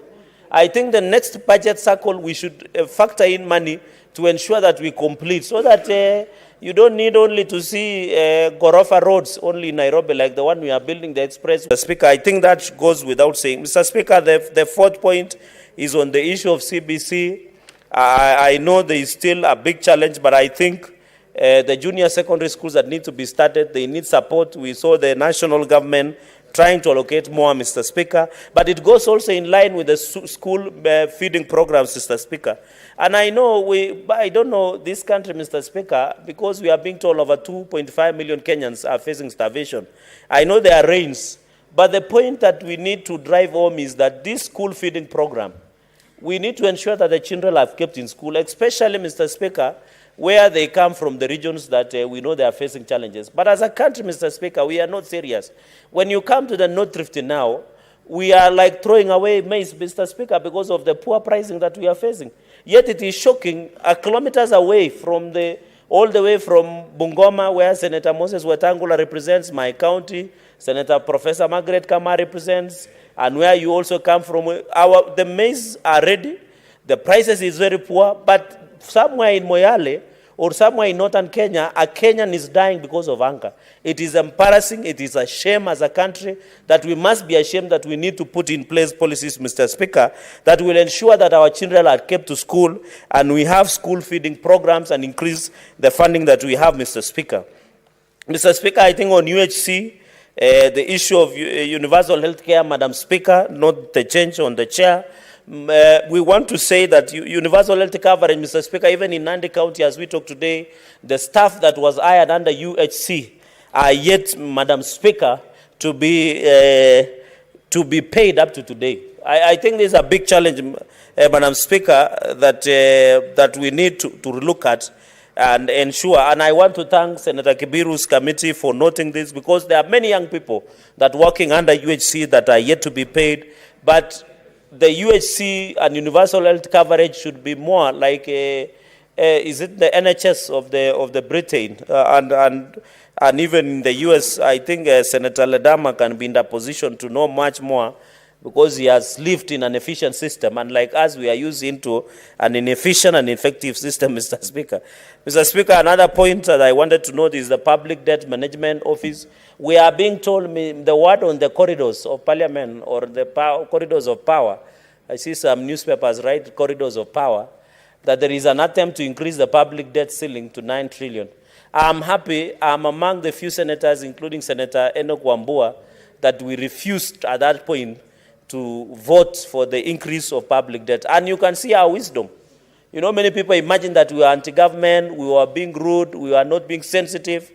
But the money that was being told was being borrowed to settle commercial loans it was never done. And you know, the National Treasury, Madam Speaker, the National Treasury has never been sincere with providing with timely information with the issue of public debt, Madam Speaker. Madam Speaker, I really want to say that we really, Madam Speaker, I hope my time will be held, because my student, you're aware how you ask for point of order. How come? No, I'll allow you to go straight because you are there. Yeah, we'll hold the minutes. But I didn't see your signal at all. Thank you. Thank you, Madam Speaker. Madam Speaker, it is always a good thing to have a speaker as your teacher. It's always a good thing. They will understand. Madam Speaker, I was standing on a point of order, and I'm sorry to Senator Cherage. Madam Speaker, I just saw my friend, Senator Maura, walk into the chamber, went to the minority side, and just crossed to the majority side. Madam Speaker, that's what I saw. If I saw something wrong, then I stand to be corrected. Yeah. Orderlies can check that. My student, I think you were distracted by a very senior person who was sitting next to you. But he did go to the, yes, thank you. Yeah, Senator Cherage. Thank you, Madam Speaker. It's good. And I want to note the presence of, I was not there when Senator Mwaura was readmitted back to the House. And I want to welcome him back, Madam Speaker, and tell him, let him carry all the burdens to the Lord, as the Bible says in Matthew. And it is good to see him back, and we hope next time he shall be able to get elected so that he does not have to depend on anybody to be in this house, just like the rest of us, and we wish him well. Madam Speaker, I was issue of the public debt, and I think I was saying there was a wisdom for some of us to reject them. And of course, when any attempt or imagination or any dream to bring back to raise the ceiling to 9 trillion, because the National Treasury has never been sincere. If they were sincere, they would have done what they promised Parliament to do by providing timely reports, by ensuring that the money that they wanted to borrow was to ensure that they sort out the expensive commercial loans, but they have never done that. So the intention, and you can see the effect on the economy. You have been told, Mr. Speaker, for people who are experts, Madam Speaker, is that the first charge will be on the public debt. And you know, Chinese will come calling. The road to Shanghai will be real. And I've been told Kenya Airways pilots have been told to fly very fast at the high speeds to some of the Chinese cities. So we'll be going in the same speed if we are not careful as a country. You remember the president promised the country at some of the interview with some of the leading media stations that he will provide information on the port security and Kenya, but Mr. Speaker, I think the next president, of course, God willing, will be Dr. William Ruto. Mr. Speaker, is that the biggest challenge will be to restructure and be able to settle the issue of public debt, Madam Speaker. Madam Speaker, quickly on the pending bills. Madam Speaker, you and me come from almost the same region. It is sad. Most honest people, either in our counties, have been contractors, but they have never been paid, Madam Speaker. Every county. And I don't know how we'll resolve this issue of pending bills. There are many people who have lost their property because they used as a collateral security to do some of the county projects, Madam Speaker. I think as a Senate, we have failed, Madam Speaker. And it looks like when a new governor comes, the other contractors are just left out, the new contractors are taken when a new governor, and I think, Madam Speaker, the pending bills issue, we must agree, there are many Kenyans in our counties that continue to National Treasury, and this is a secular, to resolve some of that pending bills, Madam Speaker. And then, Madam Speaker, to accelerate economic and job creation, the national should develop stimulus package for the small enterprises. And this is essentially bottom-up economic approach, Madam Speaker, that we need to ensure that in the financial year of 2022-2023, God willing, the bottom-up economy should come up because we want to ensure that the people at the lowest level, Madam Speaker, are able to access Madam Speaker, the issue of job creation. We cannot just be saying, kasi mitaani, we shall employ 200,000 youth. Let us have a structure, because where I come from is more of rural economy. Where Senator Stewart Matsai, retired judge, comes from is more of rural economy. Yeah, kazi ni kazi. I know people, of course it's kazi ni kazi, but because we cannot be saying kazi mtaani. I agree, kazi ni kazi. But, Madam Speaker, we must have a structured way, because where you come from is more of rural economy. Where Senator Sakaja and also Senator Ladama comes from also more rural economy. Can we say it's only clearing the roads and bushes when we can maybe, for example, support with livestock issues, give 1 cow per youth, maybe in Narok County or in Nandi County, give maybe 1 cow per youth, so that we can say kazi ni kazi, Madam Speaker. So we really need to agree on this issue of just waking up one day and say kazi mtaani. And where Senator, I know is more somehow semi-urban, semi-rural, semi-urban, Machakos County, where my sister, my big sister, Senator Davindo Mutama comes from, is that it's also a big challenge. How do you... But, well, of course, Senator, I think Senator Wetangula is distracting me, Madam Speaker. So what I really wanted to say is, for example, Machakos County is a unique county because part of it is part of the metropolis of the city.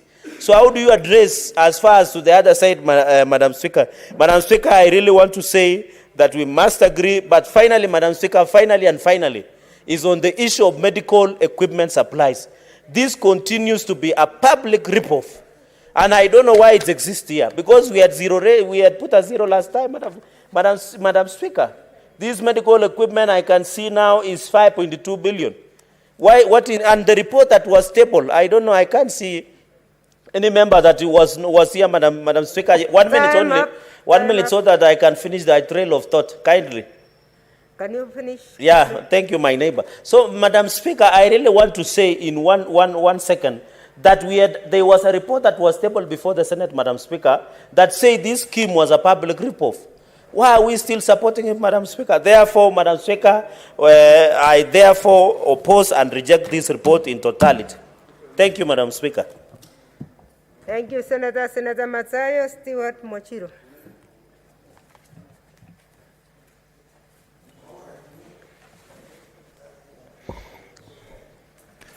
Asante Bispika kwa kunipatia nafasi hii. Bispika, kwanza nataka kuunga mkono taarifa hii ambayo imesomwa hapa na ndugu yangu landlord. Speaker, kitu cha kwanza amegusia mambo ya kuharakisha vile uchumi unaweza kuregeshwa tena, yani economic recovery. Kitu ambacho cha sikitisha Speaker ni kwamba tunaona katika maeneo yale ambayo mimi natoka ya Kilifi, tuko na yale EPZ ambayo tunaita ni maeneo ya biashara za nje. Tunasema kwamba katika Kilifi hivi karibuni tumeona ya kwamba kampuni hizi za EPZ zimeingia kwa wingi. Zingine hata zimeweza kuacha kufanya biashara zao Mombasa, zimekuja Kilifi kufanya biashara zao za nje kwa sababu ya nafasi, kwa sababu ya kwamba pengine wanaweza kupata afueni ya kulipa kodi. Speaker, tunaona ya kwamba Mombasa na Kilifi haiko mbali. Wengi wanaofanya kazi Kilifi wanaishi Mombasa. Wengi wanaofanya kazi Mombasa wanaishi Kilifi. Hususan mahali kama Mtwapa, majengo ya Kanamai, kuenda mpaka Vipingo, mpaka Shariani, ni maeneo ambao kuna wakazi wengi ambao wanaketi baadhi ya hizi kaunti mbili. Speaker, lakini cha kusikitisha ni kwamba wafanyikazi wanaofanya katika maeneo ya biashara hizi za nje wa Mtwapa wanalipwa pesa kidogo, hali wafanyikazi wale wanaofanya kazi katika maeneo haya ya biashara za nje wanafanya kazi katika maeneo ya Mombasa ama cities zozote kama Nairobi ama Kisumu ama Nakuru, kule kuna biashara hizi za maeneo ya biashara ya nje, wanalipwa juu zaidi. Sisi katika hii taarifa hii angegusia ya kwamba ikiwa mahali pana uchumi wa masaa 24 kama Kilifi, mahali kama Mtwapa, masaa 24 ya uchumi yanaendelea, hakuna tofauti na mahali kama Mombasa, Kisumu, Nakuru na kwingineko ambako kama ni city. Kwa hiyo sisi tunasema kwamba wafanyi kazi kama hao pia wangeangaliwa kuona ya kwamba ikiwa maeneo haya kazi za nje yanapatikana pia yaweze kufanywa, iwe hao pia wataweza kutiwa katika ile hesabu. Speaker, tunaona wakati huu kumekuwa na ugonjwa ule wa COVID na watu wameweza kupoteza makazi zao, na hivi karibuni tena kumeingia ule ugonjwa wa Micron ambao pia watu wamezidi kupoteza kazi. Lakini tunasema ya kwamba wakati huu hii statement na mwelekeo wa serikali wangekuwa wameweka mikakati kabambe kuona ya kwamba ni vipi jambo hili ambalo serikali haikuiangalia vizuri, wangesema ya kwamba ni vipi jambo hili linaweza kupata suluhisho, ya kwamba tuzidishe upande wa sayansi kuona ya kwamba watu wanaweza kufanya kazi zao wakiwa nyumbani ama wanafanya kazi zao wakiwa kwa umbali, lakini kazi wasizipoteze.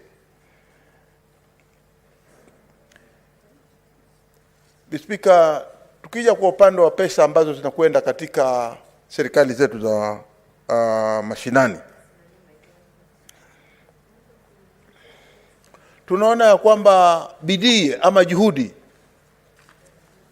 katika kupunguza yale madeni ambayo yanakumba serikali za mashinani hazitoshi. Speaker, tunaona ya kwamba ni jambo la kusikitisha serikali zile zetu za ugatuzi zote 47, hakuna serikali hata moja ambao haina shida ya kutolipa madeni. Wengi wamekuwa wakifanya harakati zao katika serikali zao, lakini tunaona madeni ya kaunti yanaendelea kupanda kila uchao, na hili si jambo ambalo linaonyesha picha nzuri. Speaker, tukiangalia kwa upande mwingine, madeni yale ya kulipa yanalipwa ya kupendelea. Wengine wanalipwa, wengine hawalipwi. Watu wamechukua madeni hivi sasa. Wamekwenda kwenye bank, wamekwenda kukopesha kila mahali, wameweza kukopesha, lakini pesa zikipatikana zinapokwenda katika serikali za mashinani. Serikali zetu za county hazigawanyi zile pesa kulinganishana na ile ratiba ya wale watu ambao wamefanya kazi kwanza walipwe, alafu wale wengine baadaye. Kunakuwa na mapendeleo. Sasa kuna wengine ambao wamefanya zile kazi na wameweza kupeleka risiti zao na imeweza kupasishwa ya kwamba wameshalipa yale madeni, lakini utaona ya kwamba Speaker, wale wanaolipwa katika zile pesa zinazopatikana ama zinazokwenda katika serikali za mashinani wanaanza kufanya ubaguzi, na wale ambao wako na madeni kama madogo, hususan nikigusia wale ambao wanafanya biashara ndogo, wamejikakamua sana kufanya hiyo biashara, lakini ikifika saa malipo yao yanachelewa. Sasa utapata ya kwamba mtu amemaliza karibu mwaka mzima, anaenda kwa county kila siku akiomba ya kwamba deni langu katika bank linazidi kupanda, na pande hii sasa sijui hata faida hakuna tena, niregesheni ile pesa ambayo mimi nilikopa ili kuwafanyia kazi nyinyi kama county.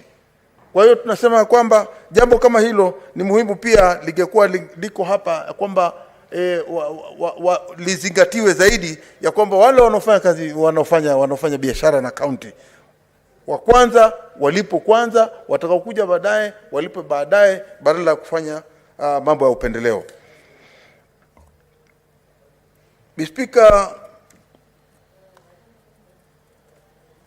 tumeona katika ripoti hii pia ya kwamba kuna uzembe mwingi sana ndani ya serikali, ndani ya mashirika ya umma, na ndugu yangu Kibiru amefanya vizuri kuyataja yale mashirika. Shirika la kwanza ikiwa ni Kenya Power, shirika la pili ikiwa ni KenGen, na tatu ikiwa ni Kenya Ports Authority, na la nne ikiwa ni KQ. Speaker, ni jambo la kusikitisha kuona serikali yetu inapeleka pesa nyingi sana katika makampuni haya, na makampuni haya kulinganishana na ule ukweli kama mashirika ya umma yanatakana kujiangalia yao wenyewe bila kusaidiwa na serikali. Yawe yanaweza wanafanya biashara na wanapata pesa na wanaweza kujiendeleza wao wenyewe ili weze kupanuka, kama vile tunaona kama wale wa Emirates, tunaona wa Qatar, tunaona wa KLM.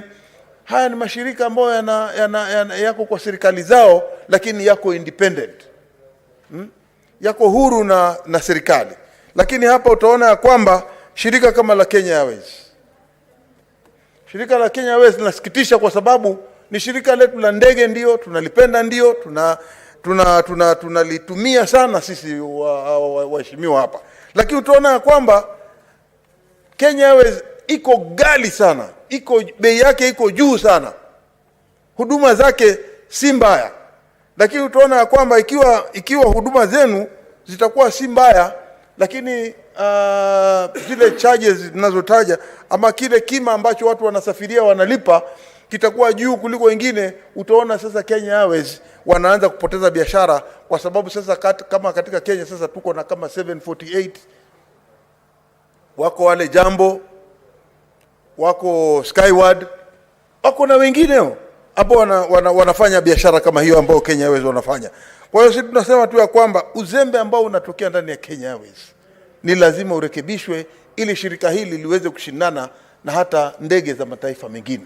Ukiangalia hivi sasa shirika la Kenya Airways haliwezi kushindana na watu kama Emirates. Manake bei yao ni kama nusu ya wale ambao kama unaenda Dubai ama unatoka Dubai unakuja Kenya, ukija na Emirates utalipa nusu ya ile nauli ambayo mtu amepandia Kenya Airways kutoka Dubai akija Nairobi, ama akitoka Nairobi akienda Dubai analipa nusu.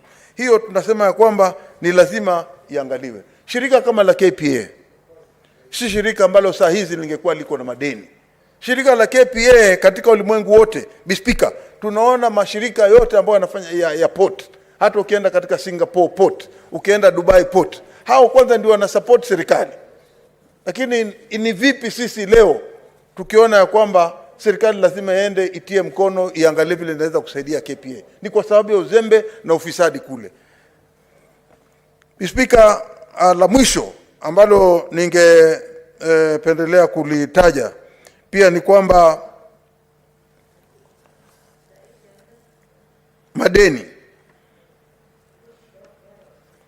madeni ya barabara.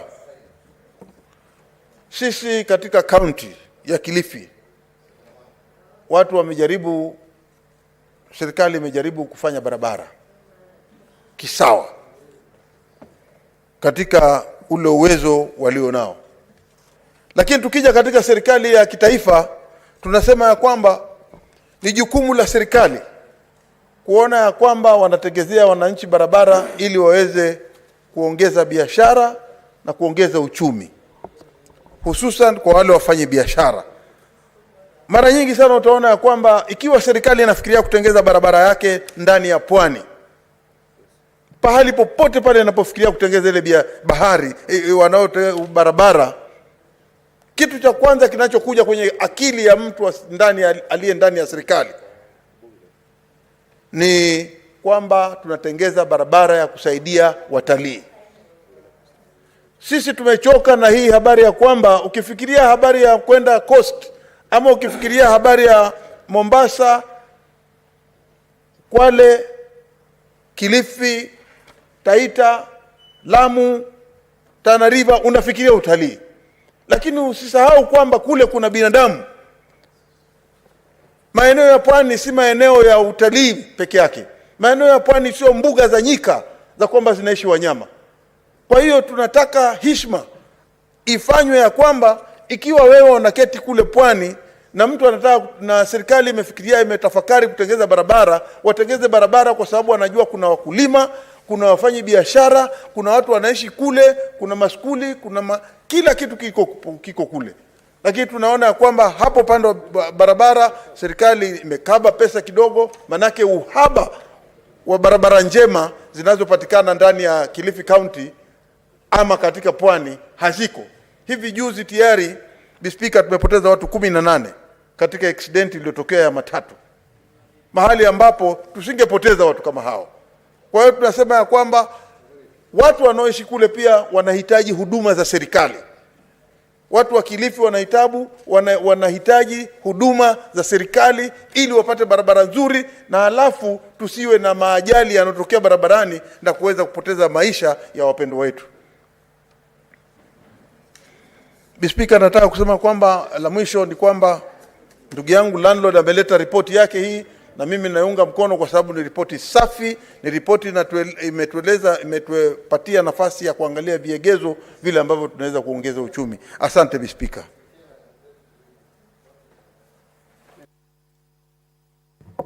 Thank you, Senator Harkura Kodana.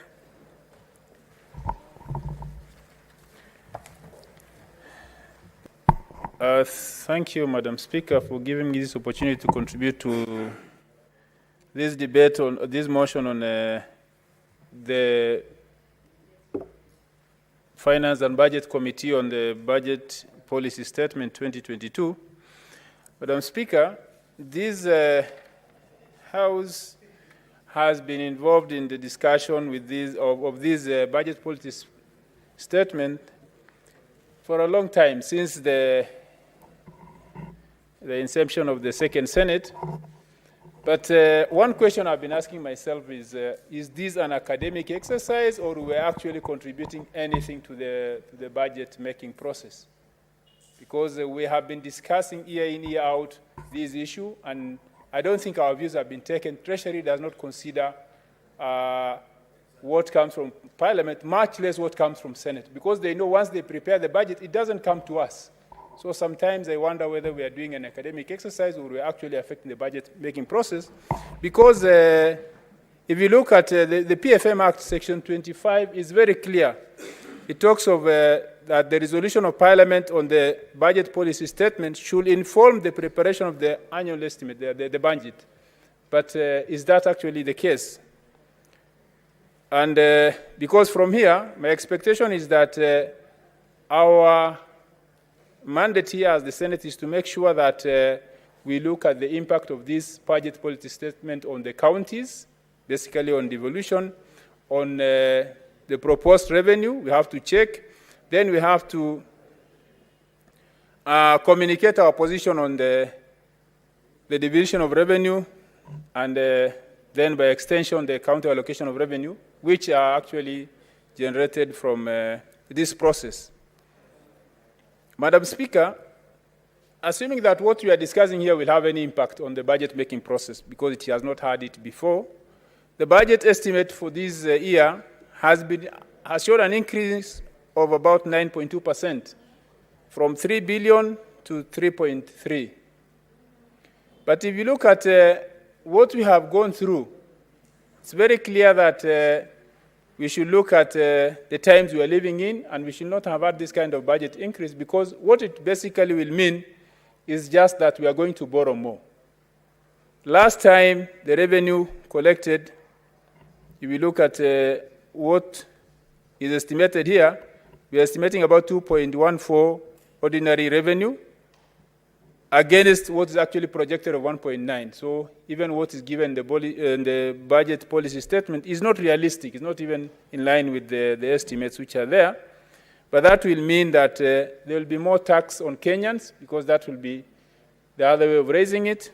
But even at the end of the day, assuming we are going to raise the 2.1, with a budget of 3.3, it means we have to borrow 1.2 from somewhere, 1.2 trillion. That is an addition to the debt, which already is almost hitting the ceiling of the 9 billion, which was approved last time.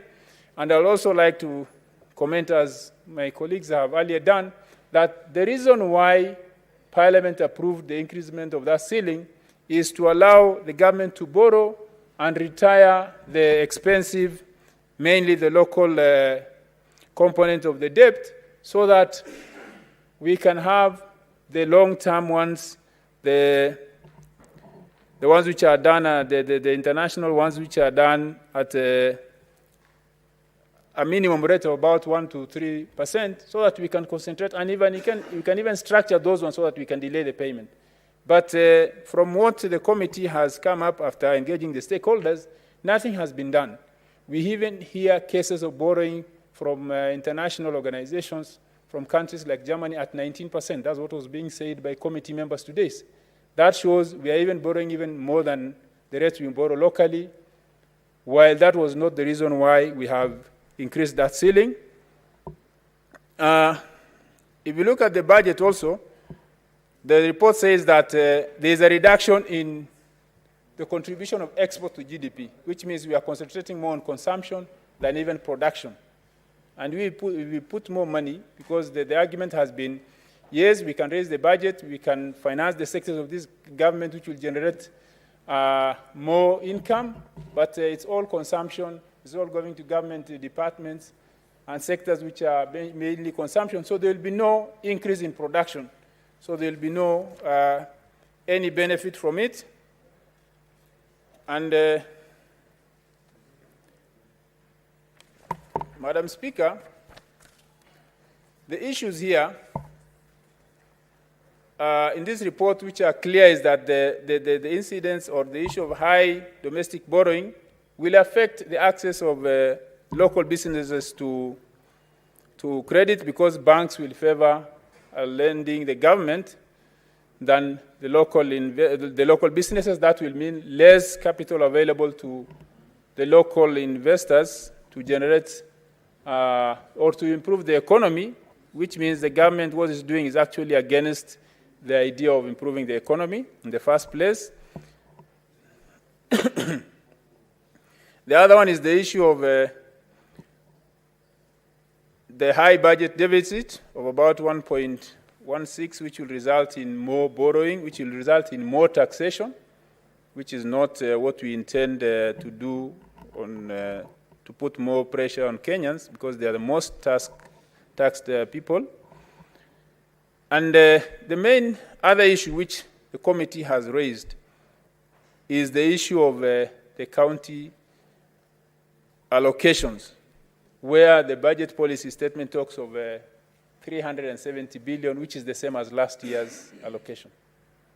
Yes, last year, through the effort of each and every member of this House, we made sure that we secured additional 50 billion shillings for the counties from 316 to 370. But somebody somewhere seems to be punishing the counties because of the concessions this House got from them, because that's what I'm seeing. Because now, if the budget cannot be increased to the counties, that will mean that even as it has been said, it will even actually be less because of the inflation not being taken into account. So counties will get less, and the devolution will suffer because the budget has increased. If the overall budget has increased by 9%, and the revenue estimates also has increased, then what informs this idea of not adding any funds to the counties? That's why I agree with the committee in their proposal that actually the counties be given 495 billion, and that's where I'd like to see whether actually this House has any impact on the budget-making process, because according to that section 25 of the PFM Act, then this is where our input should be seen, that there must be a change in the allocations given to the county, or what the budget policy statement says about the county allocation of 370 billion. Then also there is the other issue of last year we had, in passing the CARA, we did not include conditional grant, on the understanding that there will be a different law, there will be a different mechanism of releasing the grants to the counties. And up to now, nothing has been released. And these grants affect major sectors like health. They affect sectors like the development of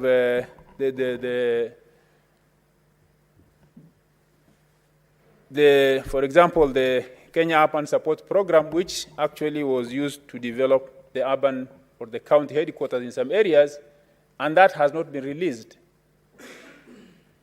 Then if we continue that way, then it's on the other hand that we are now again underfunding the counties. Because if the 370 is stagnant, the conditional grants are not released, then that means we are literally just strangling the counties, and we should not be part of that kind of a process as this House, which is here to protect the counties and their governments. The other issue is the national government has retained most of the functions, like health, water, but the worst part is you will find national government at the county level drilling boreholes, constructing small ponds, which are basically county government functions. And you look at, if you look at how they're doing it under pretext that they're using some loans, like ADB is funding those kind of programs and the Ministry of Health. So you just wonder, is it that the counties cannot get that money and do it instead of having that problem of duplication and the cost of implementation of those programs? So it just shows that the national government has not accepted that the counties need to do the functions they have been given. And every time anything happens, everybody is ready to blame the counties like they are not performing well. Actually, the funds are not given to them. The funds are being held by the national government. In the case of the road sector, you'll find that the national government maintains its own funds for maintenance of roads, like the Road Maintenance Levy Fund. What goes to the national government entities like Kenha, Kura, and Kera, and KWS still goes that way. But the one which goes to the county has been put under the equitable share. So basically, the roads in the county have no funds for maintenance. Because when we have asked for the 50 billion, part of that 50 billion is actually this road maintenance levy fund. The 15% which goes to county has been put there. And that is unfair because an important sector of the county government function is not working. The roads are not being maintained because we have diverted that money. So it's better we insist that that money is reinstated to a conditional grant and it's delivered to the counties. So, Madam Speaker, I support the committee's recommendation in the report that the county allocation of revenue be increased from 370 billion to 495 billion. Equalization fund be released to the counties because now we are, I think, 11th or the 12th year. And up to now, this is now the 11th year ending, no funds have been released from that fund. And it has a sunset clause of 20 years. Already 11 is gone. We have only 9 to go, and nothing has been released. I normally ask myself, when they start releasing, will they release from the ones they started generating from 2011 or from when they start releasing? Because I don't believe in this country there is money which has been kept in a particular place since 2011 waiting for these laws and for the equalization funds to be passed. Because it seems there have never been a goodwill. It's a mega amount of 0.5%, and even that one has not been released for the last 11 years. And also the committee proposes that there should be reduction in the county, in the national government allocation of the budget, so that what is recovered from there can be released to the counties. But the counties themselves also have issues, as my colleagues have stated. They also need to see how they can raise their own revenues. Having had the benefit of being in the County Public Accounts and Investment Committee, you realize that the county governments are not serious on their own source revenue generation, while they have more capacity than the previous local authorities. They can automate their revenue collection. They have the capacity to employ more staff to collect revenue.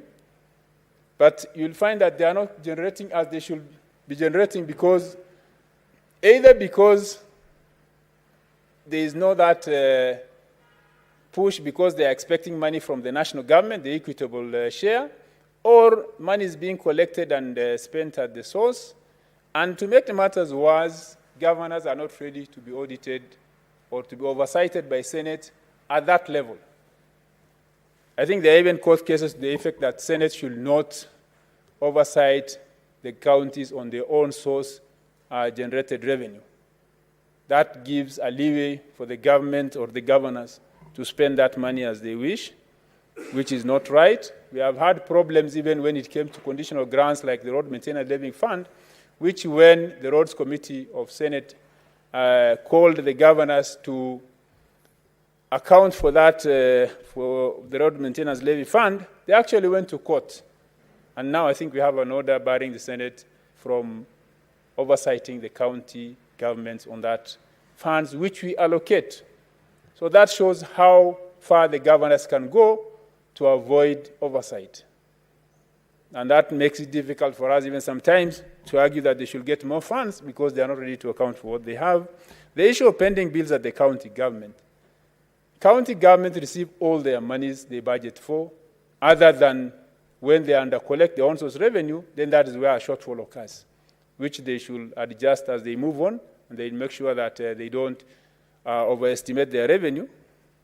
But the kind of pending bills we are talking of just shows that the lack of financial discipline, governors are not following the law in terms of spending as per the budget, because that is why you have an approved budget, you receive the whole amount, however late it may be, but you still have accumulating pending bills because you don't follow your budget. And that is a discipline which the governors need to develop, and they should pay all the merchants they owe. These are Kenyans. We have had complaints of merchants who even had their properties auctioned because the counties could not pay on time for what they have delivered. And that is very sad because more often than not, those are residents of the same county which is incurring those kind of injustices against them. Lastly, Madam Speaker, The issue of outstanding government guaranteed debts to state corporations, it has been said very clearly about Kenya Airways, but I'd like to comment something about Kenya Power. If you look at Kenya Power generally, it is a profit-making organization because it doesn't produce. It buys power from the power producers and it sells to the consumers at a higher price. So it's supposed to be making profit. But because of corruption, which has permeated all parts of the institutions of government, the procurement sector of the Kenya Power has been one of the most corrupt, and we know very well the issues of purchasing equipment which are not usable, like the transformers. That's just money being lost, to the extent that that kind of an organization, which has very little input in terms of production, which just buys power and sells, is making losses. I'd like to comment on a case like, because it all comes from the power purchase agreements they have with the independent power producers, where we have seen the biggest generator of power here, KenGen, is being paid less than the independent power producers several times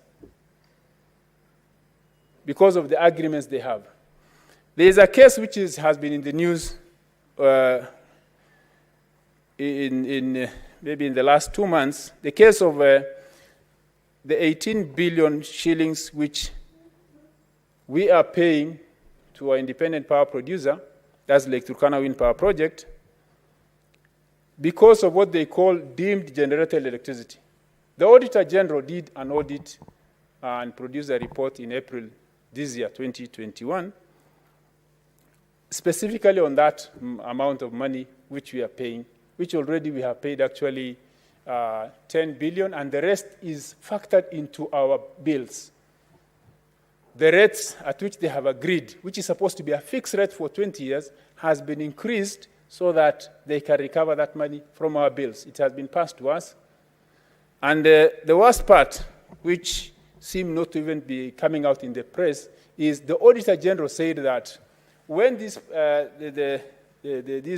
project started, the power line, which is the cause of the problem, was supposed to be the responsibility of Lake Turkana Wind Power.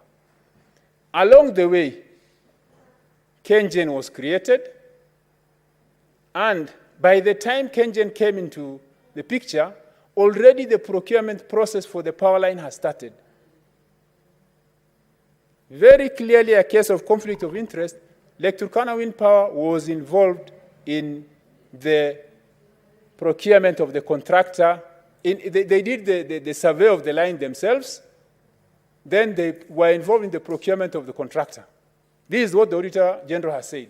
By the time KenGen was taking over, already Isolax have been identified. The company which went bankrupt and caused this delay has been identified, and the report is very clear that actually the technical and the financial evaluation of that company was the responsibility of Lake Turkana Wind Power. Now, Lake Turkana Wind Power handed over that process to KenGen. KenGen did not go back and do another procurement. They just took up from there. The company which Lake Turkana Wind Power has identified is the one which actually went bankrupt. And now, Lake Turkana Wind Power is using that excuse that Isolax went under, the process delayed.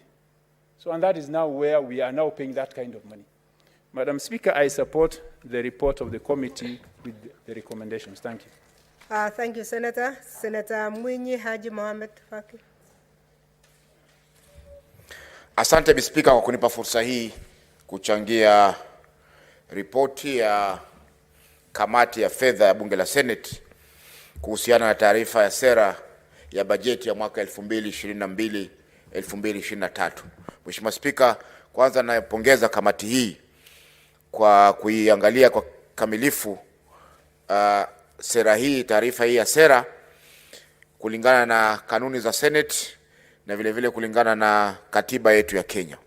Mheshimiwa Spika, taarifa hii inatupa mtazamo yao itakavyokuwa katika masuala yote ambayo yameangaziwa katika sera hiyo.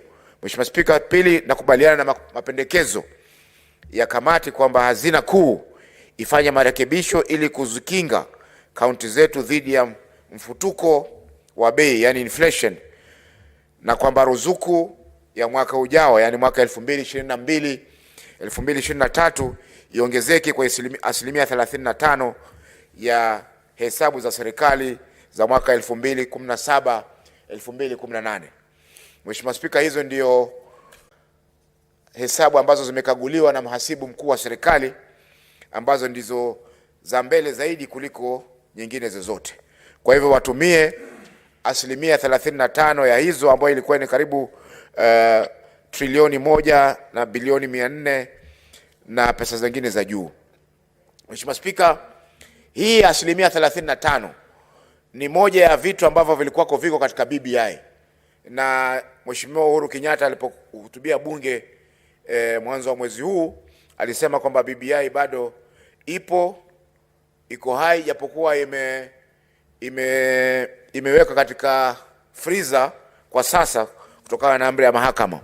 Kwa hivyo tutatoa changamoto kwa serikali, Mheshimiwa Spika, kwamba kama kweli wanania waoneshe nia hiyo kwa sasa, watupe kaunti zetu bilioni asilimia 35 ambayo itakuja ni bilioni 495 pesa za Kenya. Mheshimiwa Spika, ikiwa hawataweza kufanya hivyo, ina maana kwamba yale mapendekezo ya BBI yalikuwa ni kutupaka mafuta kwa mgongo wa chupa. Mheshimiwa Spika, naunga mkono pia pendekezo la kuongeza ruzuku ya kaunti, Mheshimiwa Spika, kutoka shilingi bilioni 370 mpaka bilioni 495. Mheshimiwa Spika, ikiwa pendekezo hilo litakubalika, kaunti yangu ya Mombasa inanuia kupata karibu bilioni 12, ambapo ni pesa zinahitajika pakubwa kuweza kutoa huduma kwa wakazi wa Mombasa na wengineo ambao wanaweza kuja. Mheshimiwa Spika, mambo mengine ambayo yamegusiwa ni kwamba kama vile usafiri, na tunaposema usafiri, Mheshimiwa Spika, tutazungumzia usafiri wa meli na wa bahari na usafiri wa anga. Mheshimiwa Spika, japokuwa serikali inaweka pesa nyingi katika kujenga viwanja vya ndege, kwa mfano miaka 2 iliyopita serikali ilitia karibu bilioni 8 katika uwanja wa kimataifa wa Moi wa Mombasa. Lakini Mheshimiwa Spika, ndege zinazotua pale za kimataifa ni ndege moja ama ndege mbili. Zamani ilikuwa inakuja Turkish Airlines, inakuja Qatar, inakuja Ethiopia na ndege nyingine ambazo zilikuwa zinakodishwa hususan kuleta watalii katika kaunti za pwani. Lakini kwa sasa, Mheshimiwa Spika, ndege ya kimataifa ambayo inatoa Mombasa ni Ethiopian peke yake. Mheshimiwa Spika, tunataka kuinua uchumi wetu tena baada ya kuathirika na janga la corona. Lakini Mheshimiwa Spika, hatuwezi kuinua uchumi wa utalii wakati tunazuia ndege za kimataifa kutua katika uwanja wa Mombasa ama uwanja wa Malindi, ambao zote ni viwanja ambavyo viko katika hadhi ya kimataifa. Mheshimiwa Spika, haina faida kutoa bilioni 8 kurekebisha uwanja wa Moi wakati kwa sasa ndege inayotua ni Ethiopian peke yake. Mheshimiwa Spika, tukiangalia majirani zetu Zanzibar wanapokea zaidi ya ndege 30 za kimataifa kila wiki, kuanzia Jumatatu mpaka Jumapili. Ukienda katika uwanja wa kimataifa wa Zanzibar utapata kuna Ethiopian, kuna Qatar, kuna Emirates, kuna Dubai, kuna ndege za kutoka Europa ambazo zinaleta watalii moja kwa moja mpaka Zanzibar. Na hiyo Mheshimiwa Spika, imeinua zaidi uchumi wa Zanzibar. Mheshimiwa Spika, mimi na ushahidi kamili kwamba zamani ilipojengwa airport hii, ndege zote za kimataifa zilikuwa zinakuja Mombasa. Lufthansa walikuwa wanakuja, Air France walikuwa wanakuja, British Airways walikuwa wanakuja, na nyingine nyingi za kimataifa, Kondo, zote zilikuwa zinakuja Mheshimiwa Spika, ndege hizi kuleta watalii mara kwa mara ili kuinua biashara ya utalii. Mheshimiwa Spika, ni aibu leo kwamba Mombasa iko na port ya kimataifa ambayo hivi sasa kunajengwa cruise terminal ambayo itakuwa inaangalia maslahi ya biashara ya kitalii. Mheshimiwa Spika, kama ingekuwa ndege za kimataifa zinaruhusiwa, mtalii anaweza kuja na ndege akarejea na meli, mtalii anaweza kuja na meli akarejea na ndege kwa ile sehemu ambayo anatoka, na hiyo itainua zaidi uchumi wetu na biashara yetu ya kitalii katika kaunti ya Mombasa na kaunti jirani. Mheshimiwa Spika, Kisumu pia wana uwanja wa ndege wa kimataifa, lakini ndege inayotua nafikiri Kisumu ni Kenya Airways peke yake, na hawa Jambo na vile vile Fly 748. Hata nafikiri ndege ya Fly 540 haizuru Kisumu, Mheshimiwa Spika, kuweza kupeleka watalii. Kwa Mheshimiwa Spika, tutaendelea kuilinda Kenya Airways mpaka lini? Kwa sababu sisi Kenya Airways inaendelea kupata hasara. Kila mwaka ukiangalia mabilioni yanakwenda kwa hasara. Na jambo la kushangaza ni kwamba kuna wawekezaji wa kibinafsi ambao wako katika Kenya Airways. Lakini wakati kunaongezwa wanaambiwa watoe pesa, inaotoa pesa ni serikali peke yake. Kodi zetu peke yake ndio zinatumika kuienua Kenya Airways. Lakini wale wawekezaji wa kibinafsi, Mheshimiwa Spika, hawaruhusiwi ama hawaombi kuongeza mtaji wakati Kenya Airways inaendelea kupata hasara. Kwa hiyo Mheshimiwa Spika, tunasema kwamba ikiwa tunaweza ruhusu meli za kimataifa ziegeshe Mombasa zilete mizigo, sioni sababu gani ndege za kimataifa haziwezi kuja Mombasa kuhakikisha kwamba wanaleta watalii ili kuinua utalii wetu. Mheshimiwa Spika, leo tuna fuo za bahari nzuri kabisa kutoka Shimoni mpaka Lamu, Kiunga. Lakini hakuna ndege inayotua ya kimataifa katika sehemu hizo. Na ukiangalia utalii wetu, Mheshimiwa, mbali na ufuo wa bahari, tuna mbuga za wanyama za Savo na nyinginezo ambazo ni vivutio vikubwa vya kimataifa kwa masuala ya utalii. Mheshimiwa Spika, vile vile bandari ya Lamu ambayo ni bandari ya kimataifa mpaka sasa bado haijaweza kuanza kazi kikamilifu.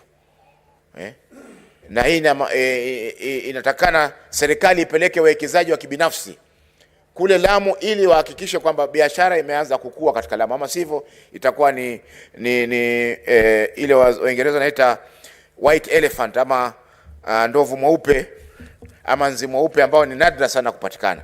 Kwa Mheshimiwa Spika, tunasema kwamba serikali kama ina nia ya kuinua biashara, watafute wawekezaji wa kibinafsi waende wakainue biashara katika bandari ya Lamu, kwa sababu hiyo ndio bandari ambayo kwa sasa inahitajia biashara kwa kikubwa. Mheshimiwa Spika, ile mipango ya kubinafsisha container terminal 2 Mombasa isimamishwe, kwa sababu biashara kwa sasa ni nzuri na watu wanapata faida. Kwa hivyo hatuoni sababu gani serikali binafsishe kitu ambacho kinapata faida.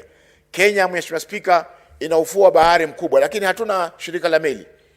Hatuna meli hata moja ambayo tuamiliki sisi. Kwa hivyo sioni sababu gani Kenya Airways isiachiliwe kufa kifo cha kawaida, kwa sababu ni njia moja ambayo pesa za serikali zinaliwa bila ya kuchunguzwa na mhasibu mkuu wa serikali.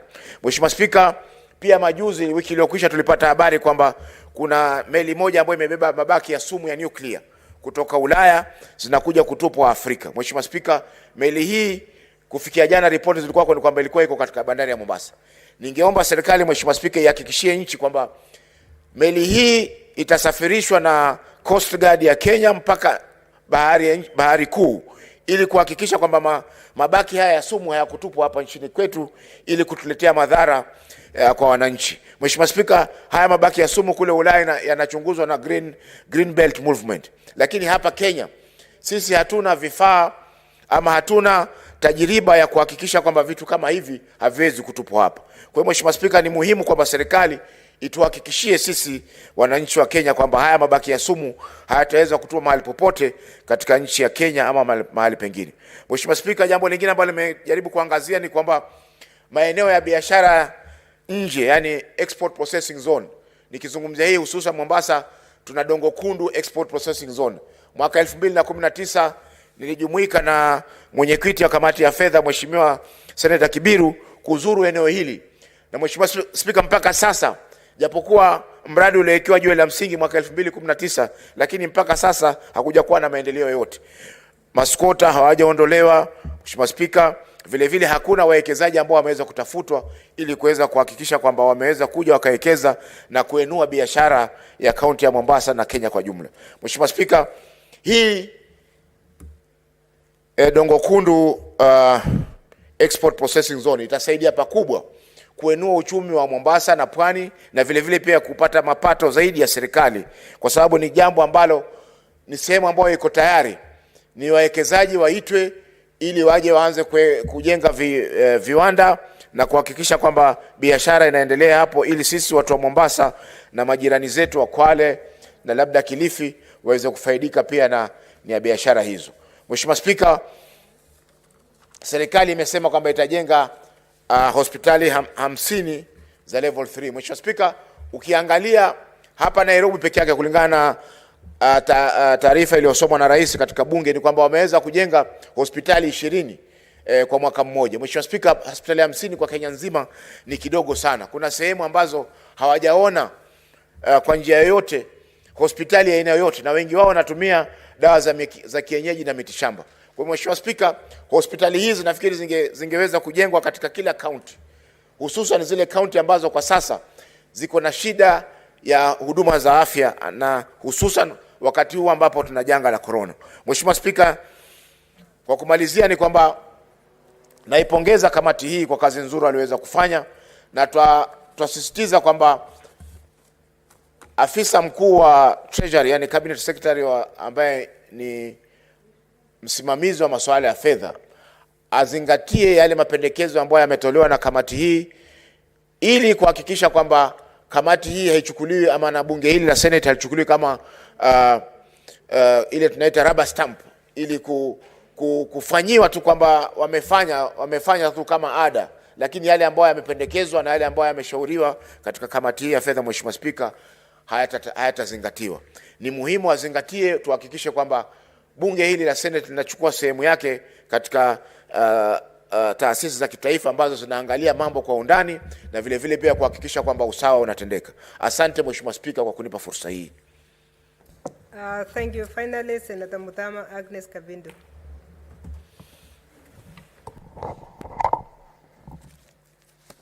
Thank you, Madam Speaker, for giving me this opportunity to make my contributions, even as I congratulate Senator Kibiru and the committee for this very well prepared statement. Madam Speaker, I want to comment on just few items. One being the allocation of funds to the counties. I fully support this statement that is proposing that the counties get 496 billion. And I want to thank the committee, because if this will come to pass, then the county of Machakos will get some good money that they can work, and even the whole of Kenya. I want to speak also, Madam Speaker, about the pending bills. There are pending bills in almost all the counties in this country. And I want to urge the committee and Treasury to put in place a mechanism that every governor who comes in will also deal with the pending bills that have been left by the outgoing governor. I'm saying this, Madam Speaker, because like in the county of Machakos, there are many people who have died because of not being paid their money after working for the county, doing supplies or contract jobs. Many are perishing in poverty, many have been auctioned, and so something should be done even before the outgoing governor goes out, or governors. They must make sure that they pay the pending bills. And I know there is they always do the budget for what they want to do for their counties. And I wonder why they don't pay the people their money after they finish the work. Madam Speaker, too, I want to speak on workers of the counties who have not been paid, like the CHVs. Like in the county of Machakos, we have them going without pay for almost 2 years. We have complaints from doctors. We have complaints from as little people as cleaners who have not been paid. And this money is there and it's catered for. And I would also urge the Treasury to release the monies to the counties in good time, so that they can also be able to prepare what they want to do with the money in good time. When we talk of agriculture, Madam Speaker, this country is very fertile, And if the people who do agriculture in big, large numbers can be supported fully by the government and even the counties, I am sure Kenya can support itself with food. And so money should go mostly to the agriculture. Madam Speaker, I want to comment on medical equipments. We have so many equipments that are lying idle in our hospitals, which were bought and they could not use them. And many of the equipments that are supposed to be used, like X-rays and even for testing, blood and malaria and all this, these equipments are not working in hospitals and they are never repaired. You'll find our people going to the hospitals and they are sent to private hospitals for medical checkups, and they end up paying a lot of money, and especially this time when there's COVID and there's scarcity of funds, our people are suffering. So I hope this can be checked on and followed well. You'll find them even being prescribed for medication, and they end up going to buy this medication from outside, and yet they are poor, they have no money. Some of them are this elder. Madam Speaker, I want to speak also about the stalled projects. In this country, and especially in my county, Machakos, we have so many stalled projects which were begun and they've never been completed, and I want to believe not only in Machakos, but in all other counties there are also stalled projects. I wish the money that is allocated to the governments, something can be put in place like a law that whatever projects are begun by the governors must be completed before they move to other projects. And those projects like dams and like boreholes, once they break down, can be repaired in time, because there are so many of them which were done in Machakos and they are not working.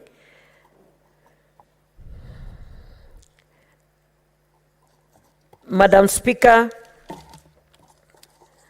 I want also to speak about the budget for development, and especially for national government, especially the projects that they had talked about for Vision 2020. I hope enough money can be allocated so that these projects can continue and move to be made a possibility. And when I talk of this, I'm also referring to Konza City in Machakos. If it can also be completed and work there continue, so that we can complete it by 2030 as part of the Vision 2030. Thank you, Madam Speaker. I support this. Thank you, Senator, and thank you, Senators, for your contributions. That brings us to the end of the debate. I now call upon the mover, who is the Chairperson, Standing Committee on Finance and Budget, Senator Biru, to answer. Thank you, Madam Speaker. It has been a long day. Madam Speaker, I beg to reply, and as I reply, Madam Speaker, I would want to recognize the contribution that has been made by almost over 12 senators, which is very commendable. And to begin with, I want to start with the Senator number 6, who is still present, Senator Olekina. And I say, Asante sana, thank you so much, Senator Olekina, for your insights that you have given the committee. And specifically, when you talk about where the statement, the budget policy statement is talking of increasing the domestic borrowing. I think it is something that we have noted, and to not go into vain. And having said that, we would be requesting you to reconsider your position. You are opposing the statement, so that at least we can take money to the counties. If you look at the statement I gave, NALOC stands to gain if we stand together and push when dollar comes. Other senators, Senator Wetangula requested that we be a bit hygienic in the way we do our governance issue. We look at corruption issues, and that is something that we have captured. Alon Cheriot talked about the trade and how, for us to increase the base of taxation, we also need to increase trade. And so, also in terms of balance of payment, we need to ensure that, like he mentioned about Tanzania and the Kenya border, I think that is something that need to be taken up seriously. Senator Kajwang also talked about the accountability, and more specifically, he looked at the issues of pending bills, own source revenue, and he said that probably when we come back, we should be looking at counties that are refusing to take the issues of pending bill and maybe invoke the Article 225 of the Constitution and ensure that we do recommend to the Treasury to stop disbursement to those counties that are not following that trend, and especially now that we are on a transition and we have governors that are leaving. Senator Mulkomen was excited, talked too much about the issues about BBI. There was only one issue that needs to be clarified. When BBI did recommend that instead of even using the last audited account, because the National Assembly is normally very late in approving or adopting the reports of the Auditor General, to be using the current presented audited accounts to the Parliament. So we would have been using maybe 1.6 trillion that was recorded last financial year. Senator Wabua talked also, and we thank him, and he brought in the issue of the former councillors, and I think it is something that we would want to recommend that the National Treasury takes it a bit seriously. And because we passed a motion, I think it is only fair that they respect our issues. Dr. Musuluve also came up strongly. Senator came up strongly. Halugula, Senator of Marsabit, also came up very strongly and talked about timely disbursement. And all the senators did support the 495 billion. And I hope those who are listening can listen and hear that the Senate is ready to play its role in ensuring that the counties get their rightful share of 495 billion come next year. Senator Faki, who has just spoken, has come up and he has also talked about issues of business and expanding business. I can't agree with him more. Talking about how we should be able to allow international flights getting to Mombasa. In doing so, we are increasing the revenues that come into this country, because we'll have direct flights to Mombasa and probably increase the number of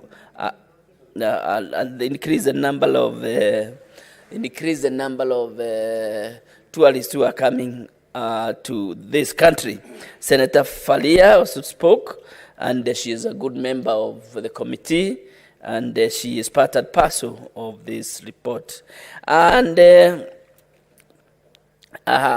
Senator Agnes, who was the last speaker, is good because you have touched on one of the areas that I brought a motion into this Senate, and it was adopted and passed by this Senate, that stored projects should become the first issues of budget in every other year.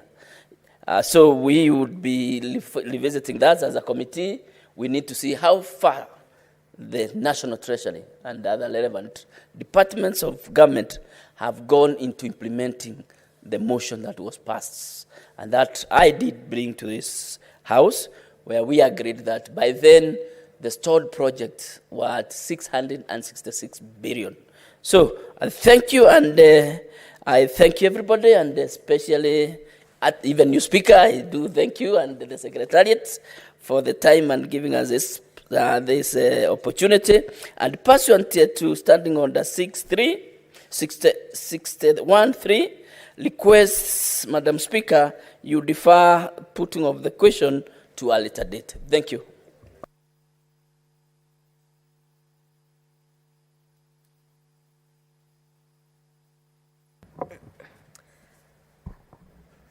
Thank you, Senator Kibiru, for that good response and articulation. And your request is accepted, so I order that tomorrow we will put the question. Thank you. Next order. Order number 9, motion, adoption of the report of the Standing Committee on Labor and Social Welfare on the status of the new Dandora Stadium in Nairobi City County. Senator Sakaja is going to move the motion online. Senator Sakaja, you have the floor. Thank you very much, Madam Speaker. I trust that you can hear me. Yes. I'll be very quick on this because, Madam Speaker, it's a straightforward statement or rather report. Madam Speaker, I beg to move that the Senate does adopt the report on the Labor and Social Welfare Committee on the status of the new Dandora Stadium. Madam Speaker, this is a matter that has been pending for quite a long time. It's quite urgent, so I'm grateful to the Leader of Majority for including it in today's agenda. Madam Speaker, a statement was brought to the House in September by the Senator for Nairobi, who happens to be myself and also chair of this committee. My committee was able to visit this whole project. Madam Speaker, we made a number of observations. That one, the CIDP for Nairobi City County provided, Madam Speaker, in the period of 2018 to 2022, renovation of stadia across the city of Nairobi at a cost of 1.07 billion. Dandora Stadium was one of the four, including Kawangware Stadium, Kiumbuyuni, Ziwani, whose construction tender worth 1.303 billion was awarded to Scanjet Construction Limited in April of 2018. Out of that amount, 350 million, was awarded or rather earmarked for construction of Dandora. The works stalled because there was a dispute and later on investigations by the EACC on the change of the terms from concrete to steel.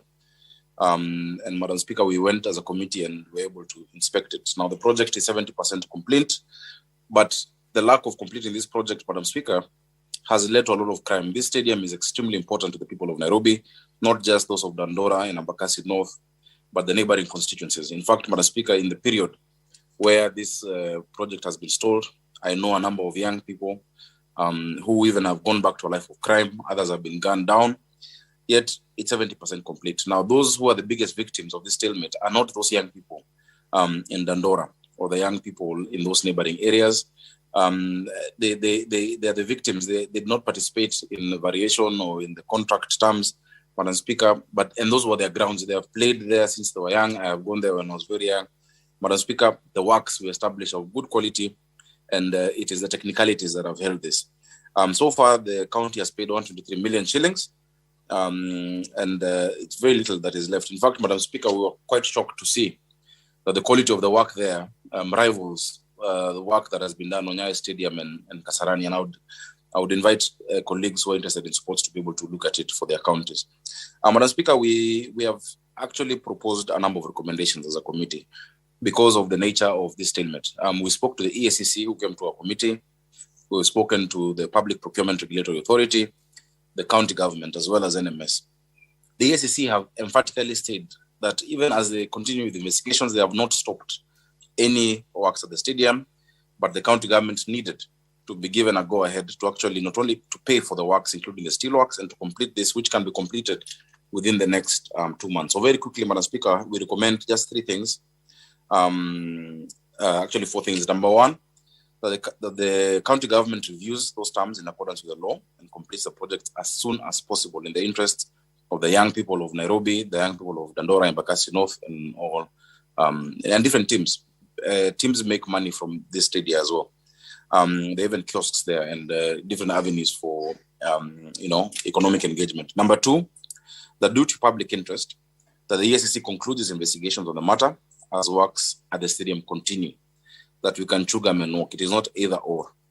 And number 3, that due to the advanced stage of the project, the Senate directs that the Nairobi County government re-engages the contractor who's on site, Scanjet Construction Limited, to complete this project. And Senator, the committee, or rather just take a pause. There is a point of order from Senator Olekina Ladama. Thank you, Madam Speaker. Madam Speaker, I hate to disrupt my good friend, Senator Sakaja, but I know Senator Sakaja to be a stickler to the rule of law, to our standing orders, and under the Speaker's rules, a senator shall be dressed properly. And when I look at him, he is not wearing a tie. And this is a very, very serious matter because even though we allow online contribution, I think it would be proper for him to be dressed in a tie. Madam Speaker, he has to wear a tie so that he can continue moving his motion. I thank you, Madam Speaker. Senator Sakaja, I had not noticed that you are very casual today. What happened Madam Speaker, my apologies. I seek your indulgence. The reason I'm not there is that I'm actually recuperating, and at the facility I might not carry a tie. I have mastered strength to come move this report because of how important it is. I seek your indulgence just for now. You know I am always properly before you. Are you saying your sickness has to do with your neck? I'm saying people don't carry ties to hospital. Sorry? People rarely carry a tie to hospital, Madam Speaker. I've not been able to. So you are in hospital?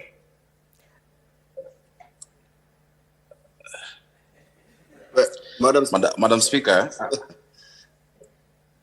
Yeah, please satisfy the members that you are in hospital and so you don't have a tie. Point of order, Madam Speaker. Madam Speaker, I wouldn't like to discuss, to go into that. I will just seek your indulgence. We've seen members contributing online, even in different states. I'm just saying that I was not able to have one reason, and that's facility, going to be very difficult and for you. I urge. There is another point of order.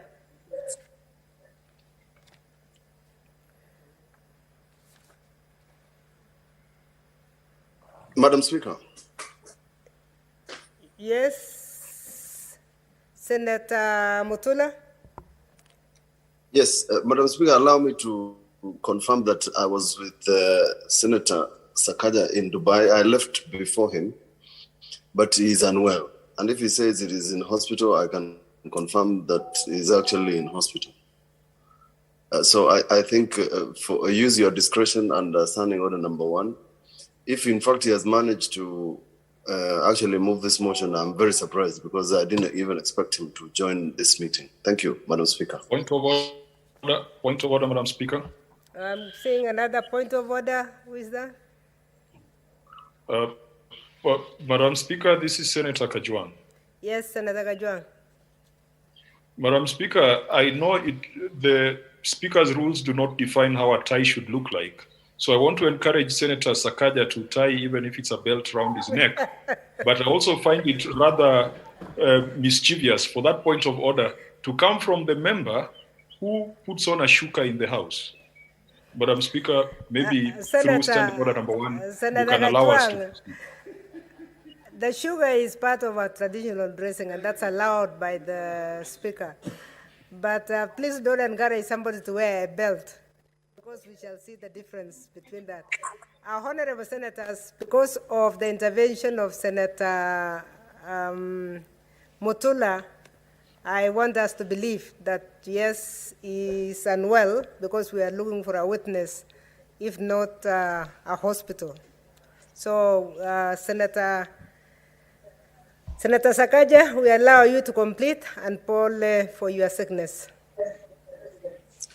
Thank you, Madam Speaker. I'm much better, and I thank you for your and maybe indulgence. members in future, you warn us in advance so that we don't have to interfere, to interrupt your discussion. Warn us in advance that you are indisposed. Yes. I had alerted the Secretariat, Madam Speaker, this morning. Your staff. Madam Speaker, anyway, as I conclude, and I thank Senator Mutula for that confirmation. As you can see, I'm much better. We really were saying the last point was that due to the advanced stage of the project, that we actually, the Senate directs, and this is why we brought it as a motion, because we need a resolution that speaks with authority.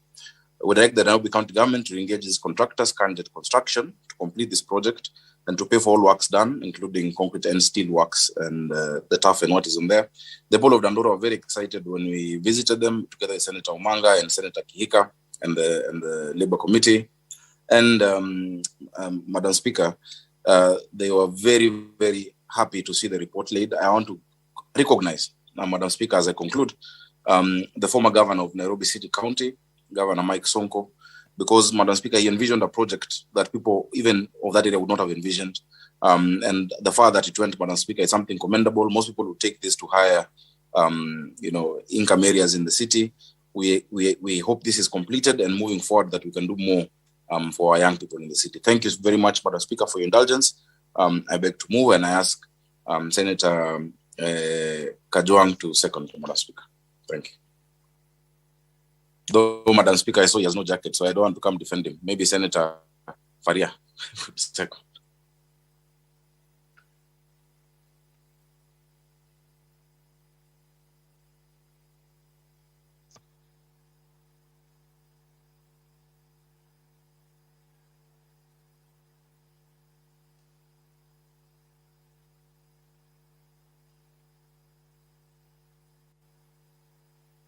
Oh yes, Madam Speaker, Senator Kajwang is properly dressed with the maroon tie, which is the color of our school. Kindly could you second, Madam Speaker? Madam Speaker, I beg to second this report of the Labour Committee on the state of the Dandora Stadium. Madam Speaker, I also want to congratulate the Labour Committee led by Senator Sakaja for taking up this matter. Ideally, Madam Speaker, this is an issue that the County Assembly of Nairobi would have dealt with to its finality. And the fact that the matter came to the Senate indicates that there has been some breakdown in terms of representation and in terms of oversight of projects that have been undertaken by Nairobi City County Government. I want to urge the Governor of Nairobi, now that she's substantively in office, there are no more excuses. She's no longer acting. I want to urge her to take up all the responsibilities of the office of the governor with confidence. I also want to urge her to start the early process of assessing how to take over from the Nairobi Metropolitan Service, because we know that the deed of transfer will be lapsing in a few months' time. Indeed, Madam Speaker, earlier on, when we were debating the budget policy statement, we indicated that the national government has not made a budgetary allocation for the NMS, which could signal the fact that it has accepted that the NMS is not going to be a permanent entity. So I want to encourage the government of Nairobi to take up all those projects that were initiated by the former governor, be it Kidero, those that were initiated by Governor Sonko, and those that were initiated by the NMS. She should suffer no crisis of confidence, because as things stand, she's a substantive governor of Nairobi. Madam Speaker, as I also second, I want to urge the Nairobi City County Assembly to also be more vigilant on some of these projects, because if the people of Dandora are not getting value, there is an MCA from that region who should be at the forefront of ensuring that that project is pursued to its logical. County belongs to the people of Nairobi. There is nobody like the people of Nairobi, unless you are going to refer to the Maasai community. Nairobi City County belongs to all of us, from Makwiny to Marsabit to Turkana to Pokot to Vanga to Migingo, Madam Speaker. And so we must all join hands and make sure that Nairobi City County becomes a point of excellence that can then attract FDI, that can attract the best quality of life for its citizens and for its children. Madam Speaker, I beg to second.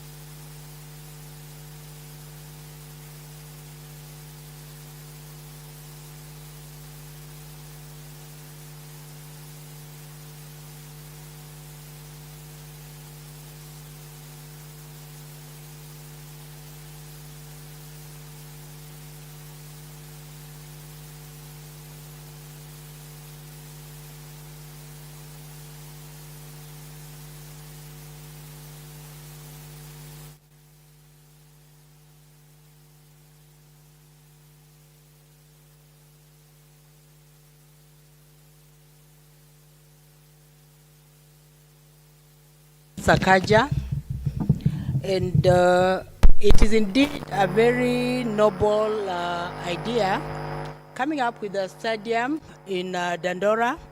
Honorable Speaker, it is very clear that having a stadium will actually enable the youths in Dandora to start sporting activities. And we all know, Honorable Speaker, that sports have added advantage not only physically, but also mentally, Honorable Speaker. There's a time I watched on TV and I saw some children in Dandora practicing football, and it is good that they have a stadium because this will help even more activities to be on the ground with regard to sporting. For example, we can have football, we can have netball, and all that. And Honorable Speaker, given the nature of Nairobi County being a cosmopolitan county, it means that it is a county for all, Honorable Speaker. Even those who travel from far and wide make a stop in Nairobi. From Mombasa, they make a stop to Nairobi as they go to other places. From Kakamega and other places also, they make a stop to Nairobi. So Nairobi is a hub for everyone, Honorable Speaker. So I support this, the thought that the present county governor of Kakamega should hasten to ensure that the stadium comes to a complete. Yes, Sonko started a noble project that really touches wananchi, and I commend him for that. And Honorable Speaker, just to add to what is happening in Nairobi, I suggest that all county governments should endeavor, Honorable Speaker, to have stadiums in their counties. Honorable Speaker, back to where I come from in Lugari, it really disturbs me when I see that we have tournaments. Like recently, I've had a tournament, and my tournament is still ongoing, Honorable Speaker.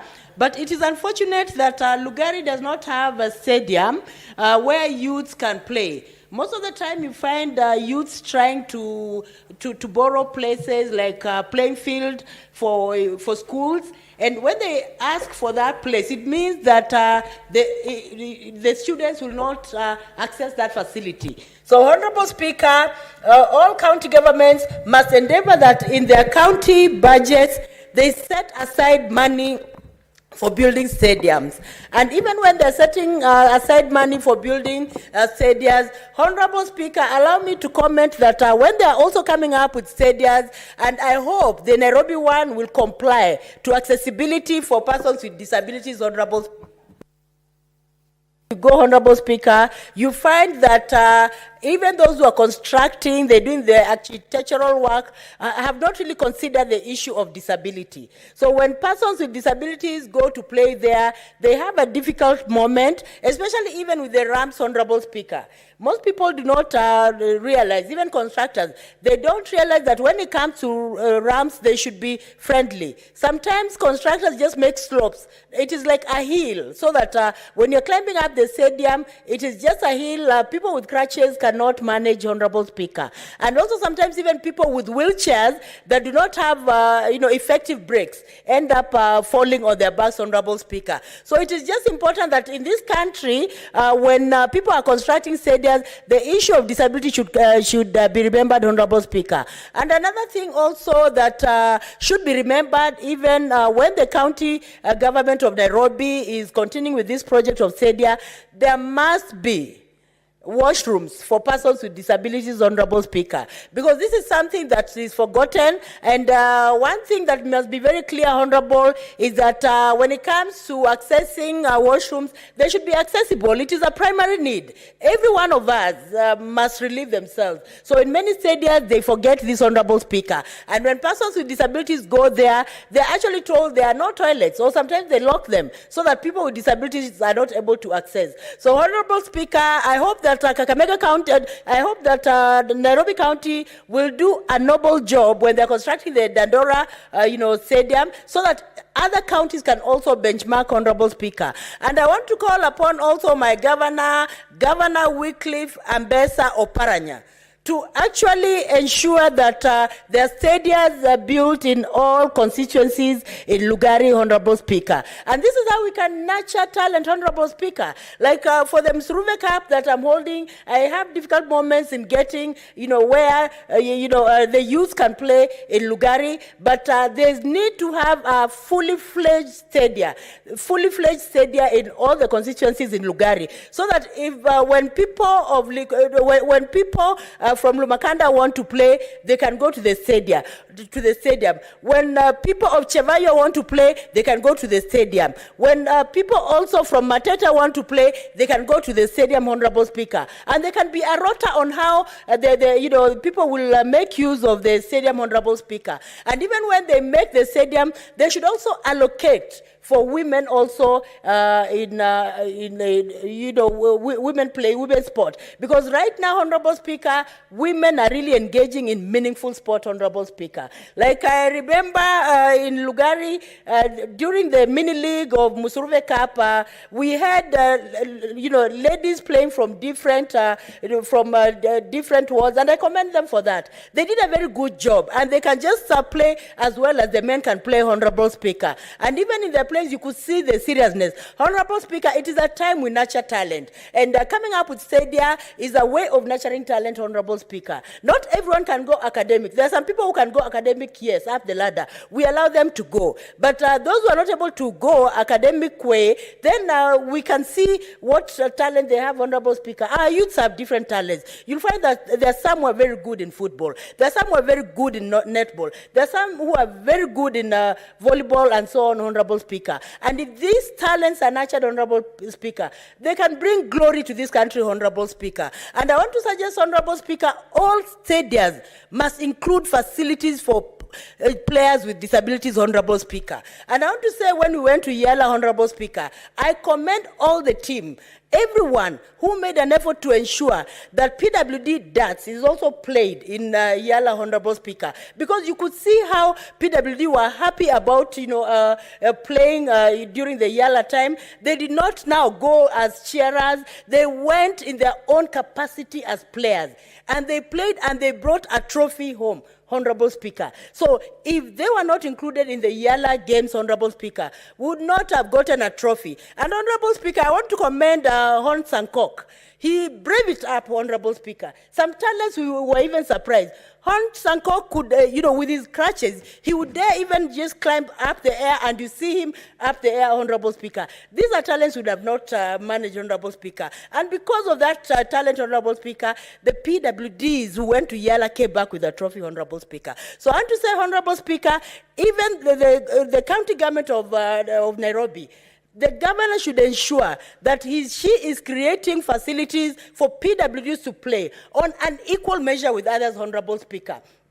When it comes to sports, Honorable Speaker, that is when PWDs have value for their life, Honorable Speaker. Because there are some who are not able to continue with academics, but you see some of them are very good, even in football, Honorable Speaker. I know that in my Msuruve Cup in Lugari, the PWDs who will come from different counties, para-volleyball. And this is something I want to be nurtured by all leaders, that when you have soccer, People should ensure that also PWDs are playing soccer because they can do that, Honorable Speaker. They can even do, sitting volleyball, Honorable Speaker. So I want to say, Honorable Speaker, we must be candid in ensuring that whatever projects we do are inclusive, Honorable Speaker. We must ensure inclusivity at all levels, Honorable Speaker. If it is an academia, let us ensure that there is inclusivity. When it comes to sports, let us ensure that there is inclusivity, Honorable Speaker. And I saw very many members of parliament also, Honorable Speaker, in Yala. That is when you really know that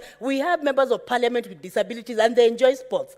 They were there from the National Assembly. We also had not only members of parliament, even members of staff. They were very happy playing that, Honorable Speaker. So when it comes to sports, sports is a valuable, commodity. It's actually a commodity because it serves our bodies. Mentally, it serves us. We relax when we engage in sports. And apart from mentally, even physically, it also helps in exercising, Honorable Speaker. So everyone needs to exercise, Honorable Speaker. And sometimes when you engage in sports, like what I've seen in Lugari during the Msuruve tournament, I see that youths come in numbers. Because they want to participate, they cheer their groups, and when they participate and they're active, then they'll not get into idle activities. Like for example, taking bang, doing illicit activities simply because their minds are occupied. And apart from being occupied, Honorable Speaker, when you engage youths in sports, these youths, if they're nurtured well, they can get out of the ward level, go to the county level, go to the national level, and even go to international level, Honorable Speaker. We have seen many sports people emerging from the counties and going very far and going even international and coming back with medals, Honorable Speaker. I have seen quite a number of, our sporting teams, especially from North Rift. They go out of the country, you look at them, you imagine that they'll not come with anything. But when they come back with trophies, Honorable Speaker. So I want to say, Honorable Speaker, this is a noble activity that must be embraced by all county governors, and even county governors should ensure that in their program, in their budget for the year, they also create a budget for sports, Honorable Speaker. Because I'm surprised, Honorable Speaker, that county governors do not even think of having sporting activities in their budget, Honorable Speaker. Even county executives should be engaged in sports, Honorable Speaker. We have senators, we have members of parliament engaging in, in sports every year. And this brings cohesion, and this makes them really champion issues of sports in this country, Honorable Speaker. The other time in Yala, I just saw Senator Murkomen. He was our star. He was able to make a shoot, and another one, and yet he's a member of parliament. So what I want to say, Honorable Speaker, and what I'm saying is that county governments should ensure that sporting activity, in as much as it is devolved, it should be practical, so that when it is practical, the youths are engaged. And not only youths, Honorable Speaker, sometimes even members of staff can come, can do some corporate activities where they're engaging in sports, where they're doing very many activities, within the stadium, Honorable Speaker. So I want to support this thought, and I hope and believe that Hon Kananu will do her best to ensure that she completes what Hon Sonko already started. And I also believe that county governments will do something in ensuring that in the different constituencies, there are stadiums, because stadiums are very important in our country, Honorable Speaker, for the well-being of the mind, for the well-being of the physical activity, and it can also help in earning money, Honorable Speaker. I've seen quite a number of sportsmen who earn their money through sports, Honorable Speaker. You can't earn your money always in the office, and we have to encourage even white, blue-collar jobs. It should not always be the case that if you are to earn money, you have to be in an office, you have to be in a suit, and you have to be in a tie. You can still be in the sports jersey and you still earn money, Honorable Speaker. We have to look for ways of creating jobs for our youths in the counties. We have to look for ways of engaging youths in our country, Honorable Speaker. Senator Kasanga just recently talked about the mental health bill.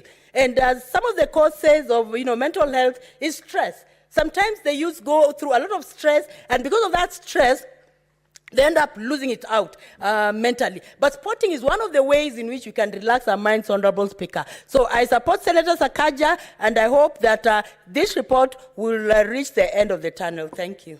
Thank you, Senator. Senator Gerargay, Samson Kiprotich.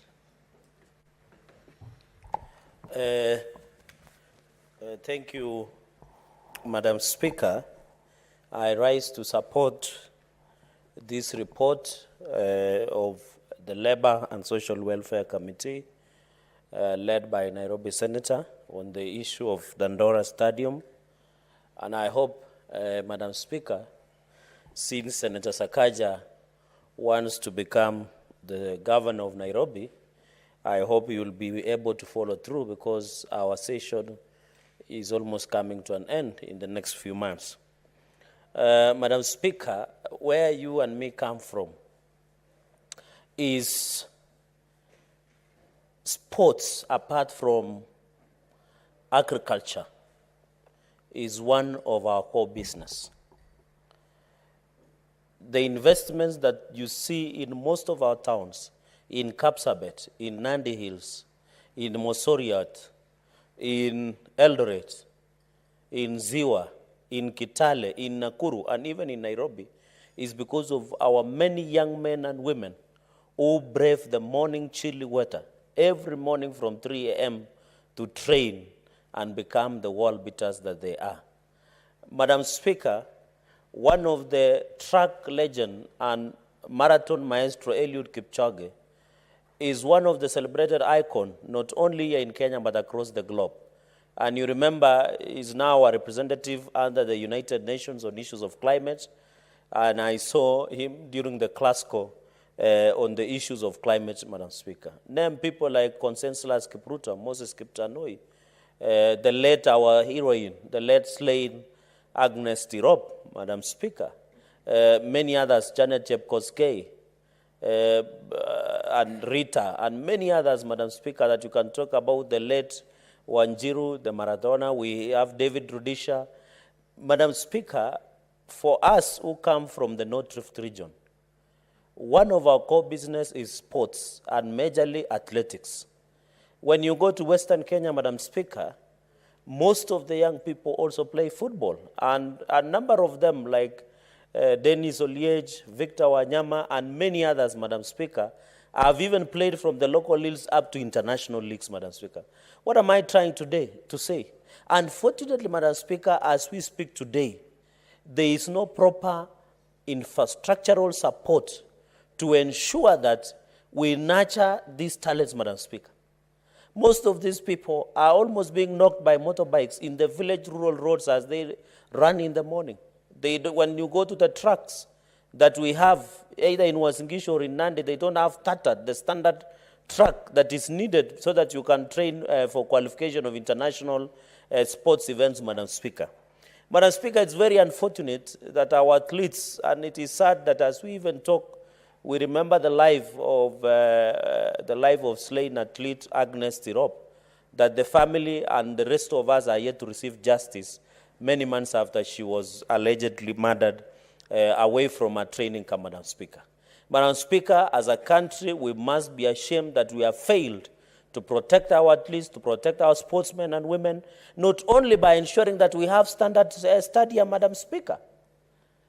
And it is the government of President Uhuru Kenyatta that assured us that every county should have an international standard stadium. And you remember, Madam Speaker, when the issue of Amina Mohammed, CS, came up, we were very vocal because we were questioning how can you use billions of shillings to renovate. But when you look at the standard and renovations that have been done, Madam Speaker, it was not meeting the international standards. Yet we pride ourselves as a country for becoming the powerhouse of sports in this country, Madam Speaker. You can see the mess that we have in sports, football, in athletics. Madam Speaker, when you come to my county, because sports has been devolved, Madam Speaker, for example, in Nandi, it is shaming.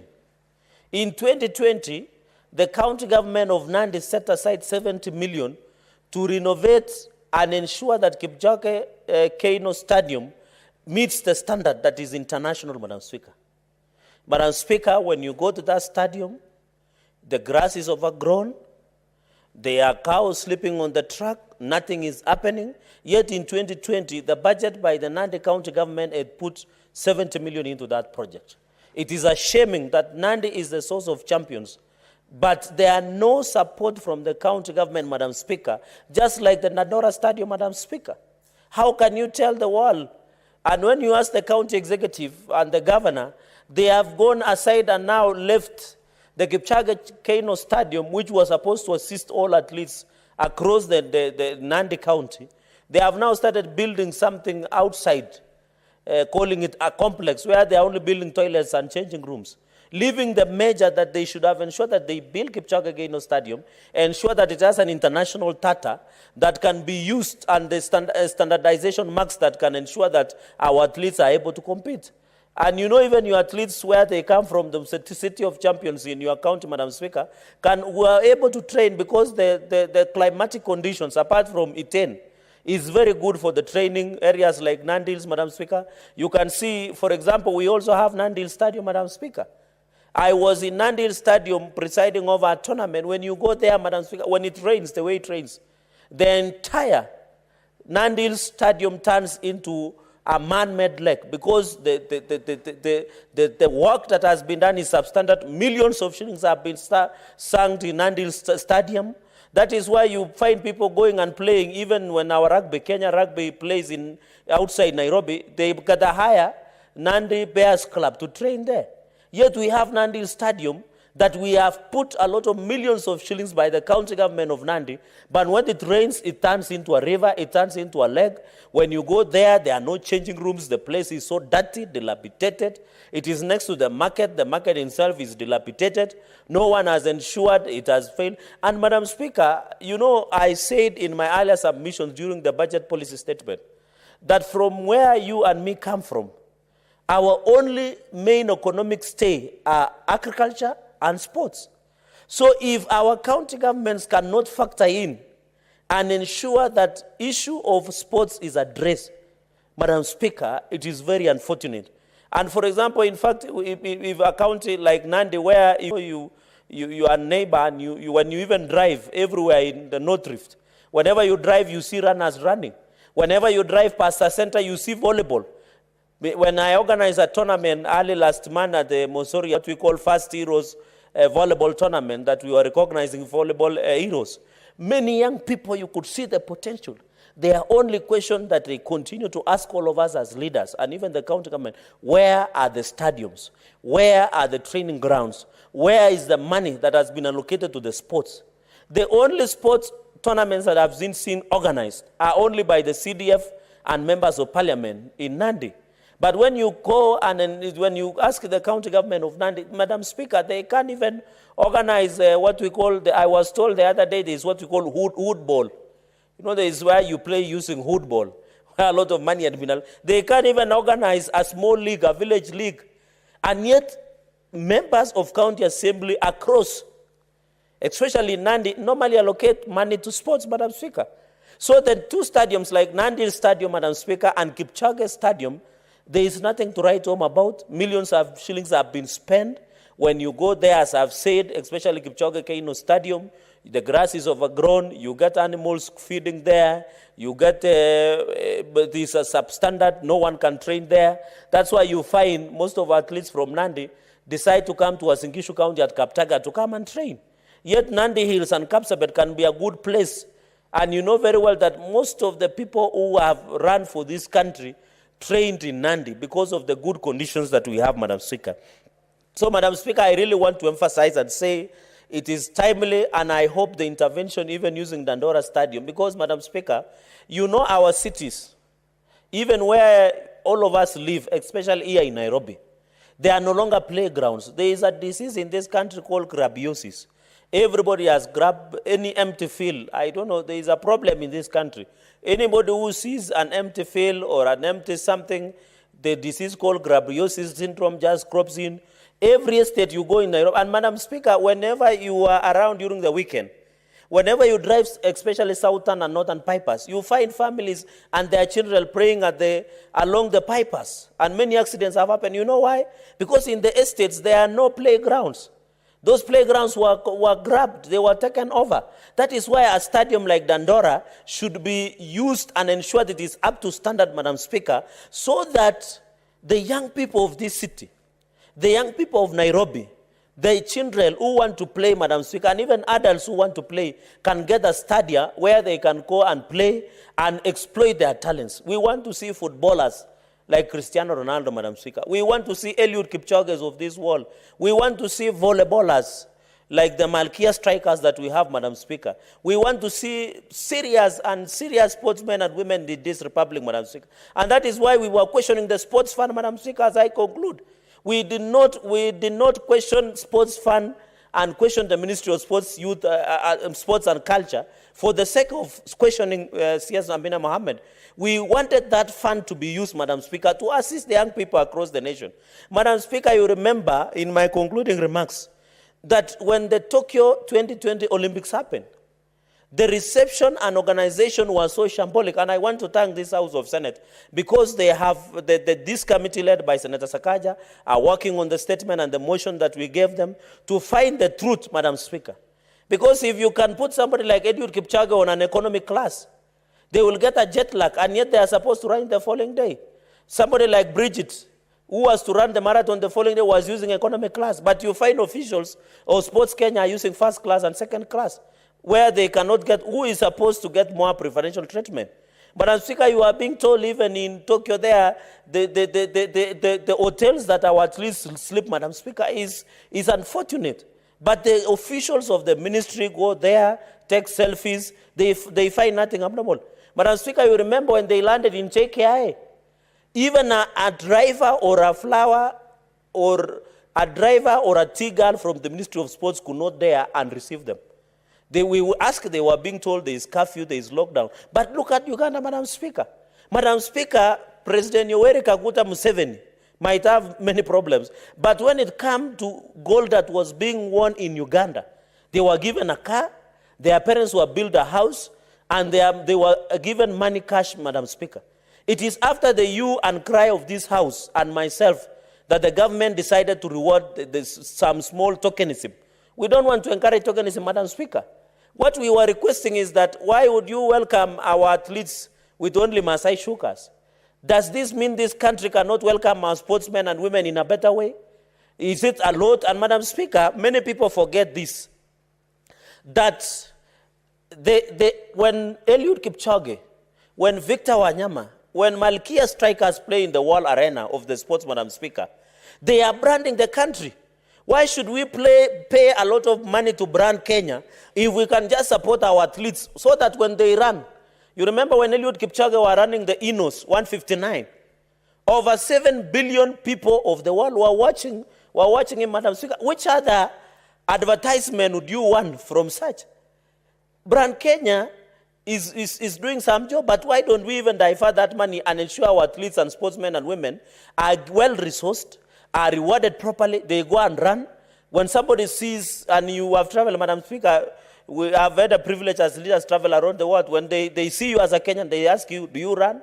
Are you a runner? It is because it is our trademark. Why don't we exploit our trademark and use sports tourism as a part of attracting investors to this country, Madam Speaker? So I hope the committee of Senator Sakaja, they have been doing a tremendous job, and I know he's following and he's noting this down, that, Madam Speaker, the issues of sportsmen and women must be fully addressed.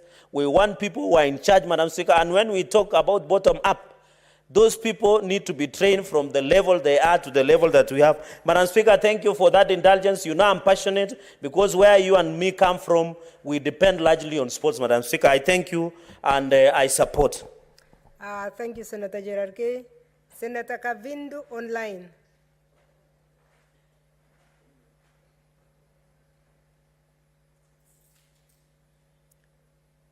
Senator Kavindu.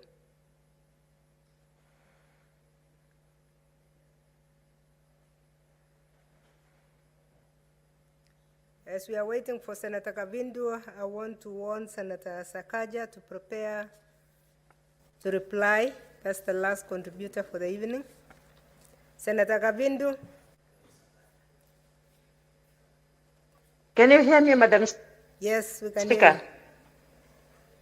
Yes, I want to commend Senator Sakaja for this statement. And Madam Speaker, my contribution is that it is very important to build the Dandora Stadium. Please and face the camera also. control room, please. Let's see her face.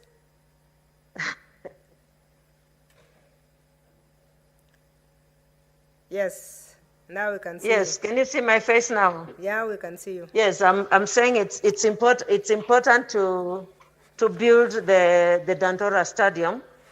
And Madam Speaker, I am saying that not only the Dandora Stadium, we should be able to build stadiums across the nation, because football or any kind of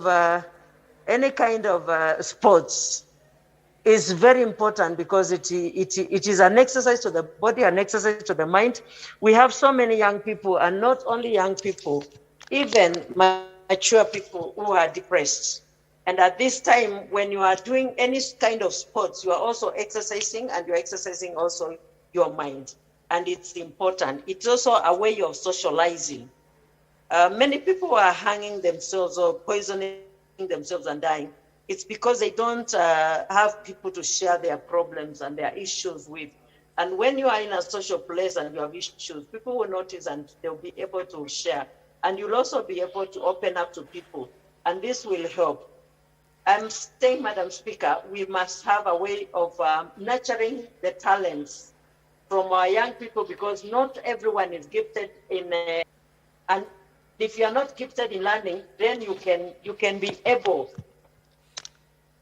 to make it in life just through sports, either football or even running or any kind of games. Madam Speaker, I support this motion.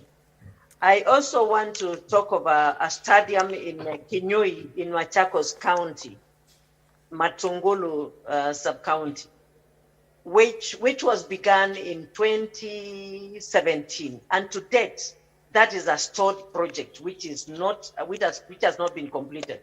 And it's not only that one. We have so many places where our young people can go and do sports and football, and this project has stalled. I'm requesting if money should be set aside to finish those projects, and especially the governors who are supposed to be finishing this project, and especially the governors who are going out. Madam Speaker, I must emphasize, they must finish all the stalled projects, so that the incoming governors will not have challenges of working with the money that they should be doing other developments with finishing their stalled project.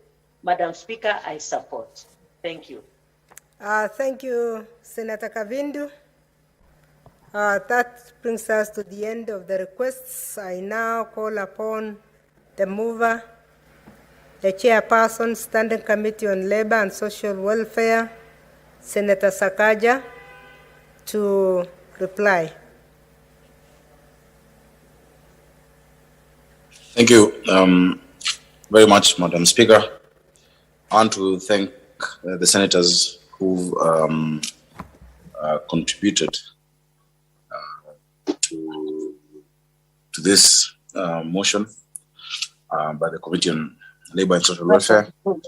I want to start definitely by Senator Kajwang, who was gracious to second it, and also help us deal with the zealous Senator Fonarok together with Senator Mutula. I'm grateful for that. Madam Speaker, I want to thank Senator Musuruve, and I want to assure her and even invite her to take a tour of this Dandora facility. It indeed has provisions for persons with disability that was incorporated. And again, I am grateful for the foresight of my predecessor in Nairobi, Sonko, and the team, including the CAC, Janet Mudhoni Ouko, for having really felt the plight of these young people. Senator Cherargei has made very important points that I completely agree with. And of course, he kept talking about your region. Madam Speaker, athletes are from all over the country. Even in Western, Madam Speaker, I'm the son of a champion athlete who has won gold and silver for this country.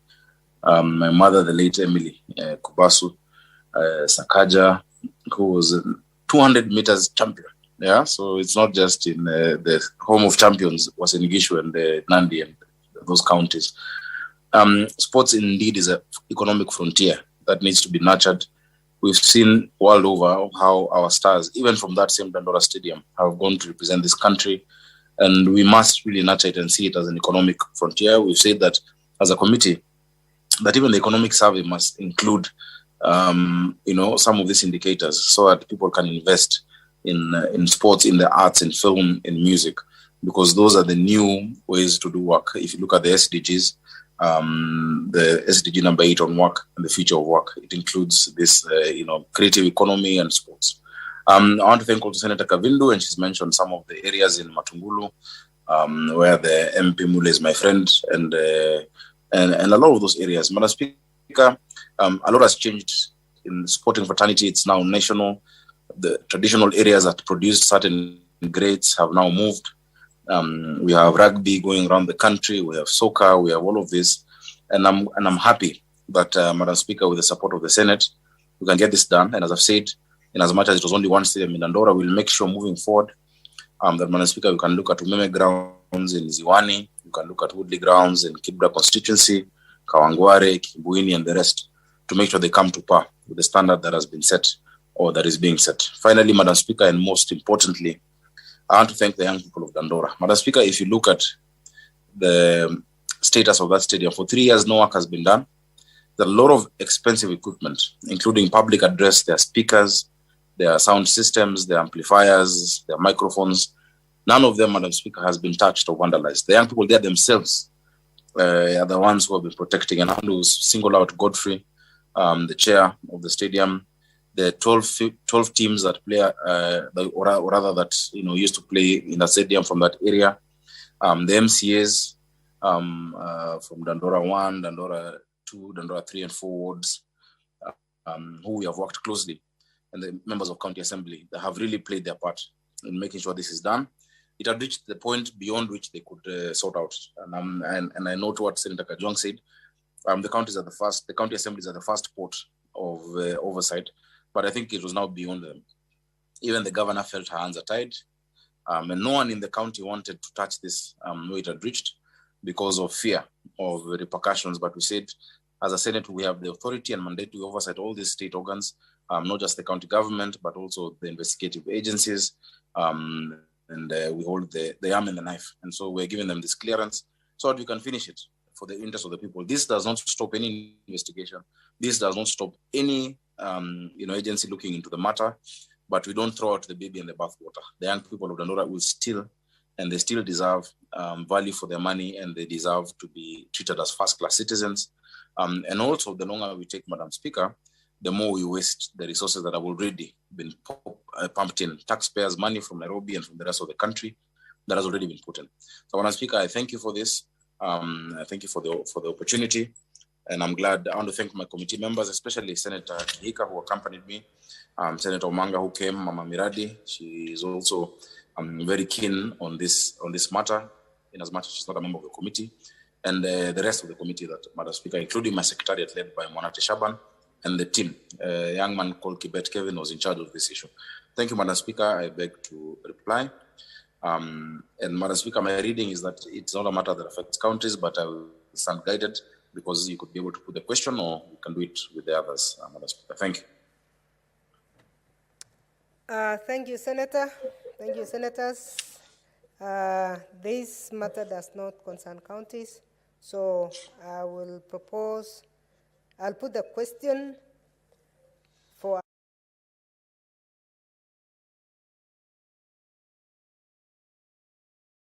that the Senate adopts the report by the Standing Committee on Labor and Social Welfare on the status of the new Dandora Stadium in Nairobi City County, laid on the table of the Senate on Thursday, 2nd December 2021. Will as many as of that opinion say aye? Aye. Will as many as of the corner say nay? The ayes have it. Honorable Senators, for the convenience of the House, we will not continue with the Committee of the Whole, and I would like to announce the orders that are being deferred, because the remaining orders are on the Committee of the Whole, and we are going to start them tomorrow. I want to urge all the chairmen of the committees and all those members who are concerned to come and prosecute their bills or motions. Order number 10, the Kenyan Sign Language Bill by Senator Gertrude Musuruve and Senator Professor Margaret Kamar. Order number 11, the County Hall of Fame Bill by Senator Kipchumba Murkomen. Order number 12, the Law of Succession Amendment Bill, Senate Bills number 15 of 2021 by Senator Bishiro Ahlake. Order number 13, the County Oversight and Accountability Bill, Senate Bills number 17 of 2021 by Senator Ledama Olekina. Order number 14, the Street Vendors Protection of Livelihood Bill, Senate Bills number 7 of 2021 by the Chairperson Standing Committee on Tourism, Trade and Industrialization. Order number 15, the Heritage and Museum Bill, Senate Bills number 22 of 2021 by Senator Dr. Alice Milgo. Order number 16, the County Government's Amendment Bill, Senate Bills number 38 of 2021 by Senator Moses Kajwang. Order number 17, the Lifestyle Audit Bill, Senate Bills number 36 of 2021 by Senator CPA Faria Haji. Order number 18, the Kenya Citizenship and Immigration Amendment Bill, Senate Bills number 33 of 2021 by Senator Dr. Irungu Kangata. And order number 19, the Intergovernmental Relations Amendment Bill, Senate Bills number 37 of 2021 by the Chairperson Standing Committee on Devolution and Intergovernmental Relations. All those orders stand deferred to tomorrow morning 10 a.m. and I urge all those concerned to be present to prosecute. Honorable Senators, therefore, there being no other business, it is now time to adjourn the House. The Senate therefore stands adjourned until tomorrow, Wednesday, 22nd December 2021 at 10 a.m.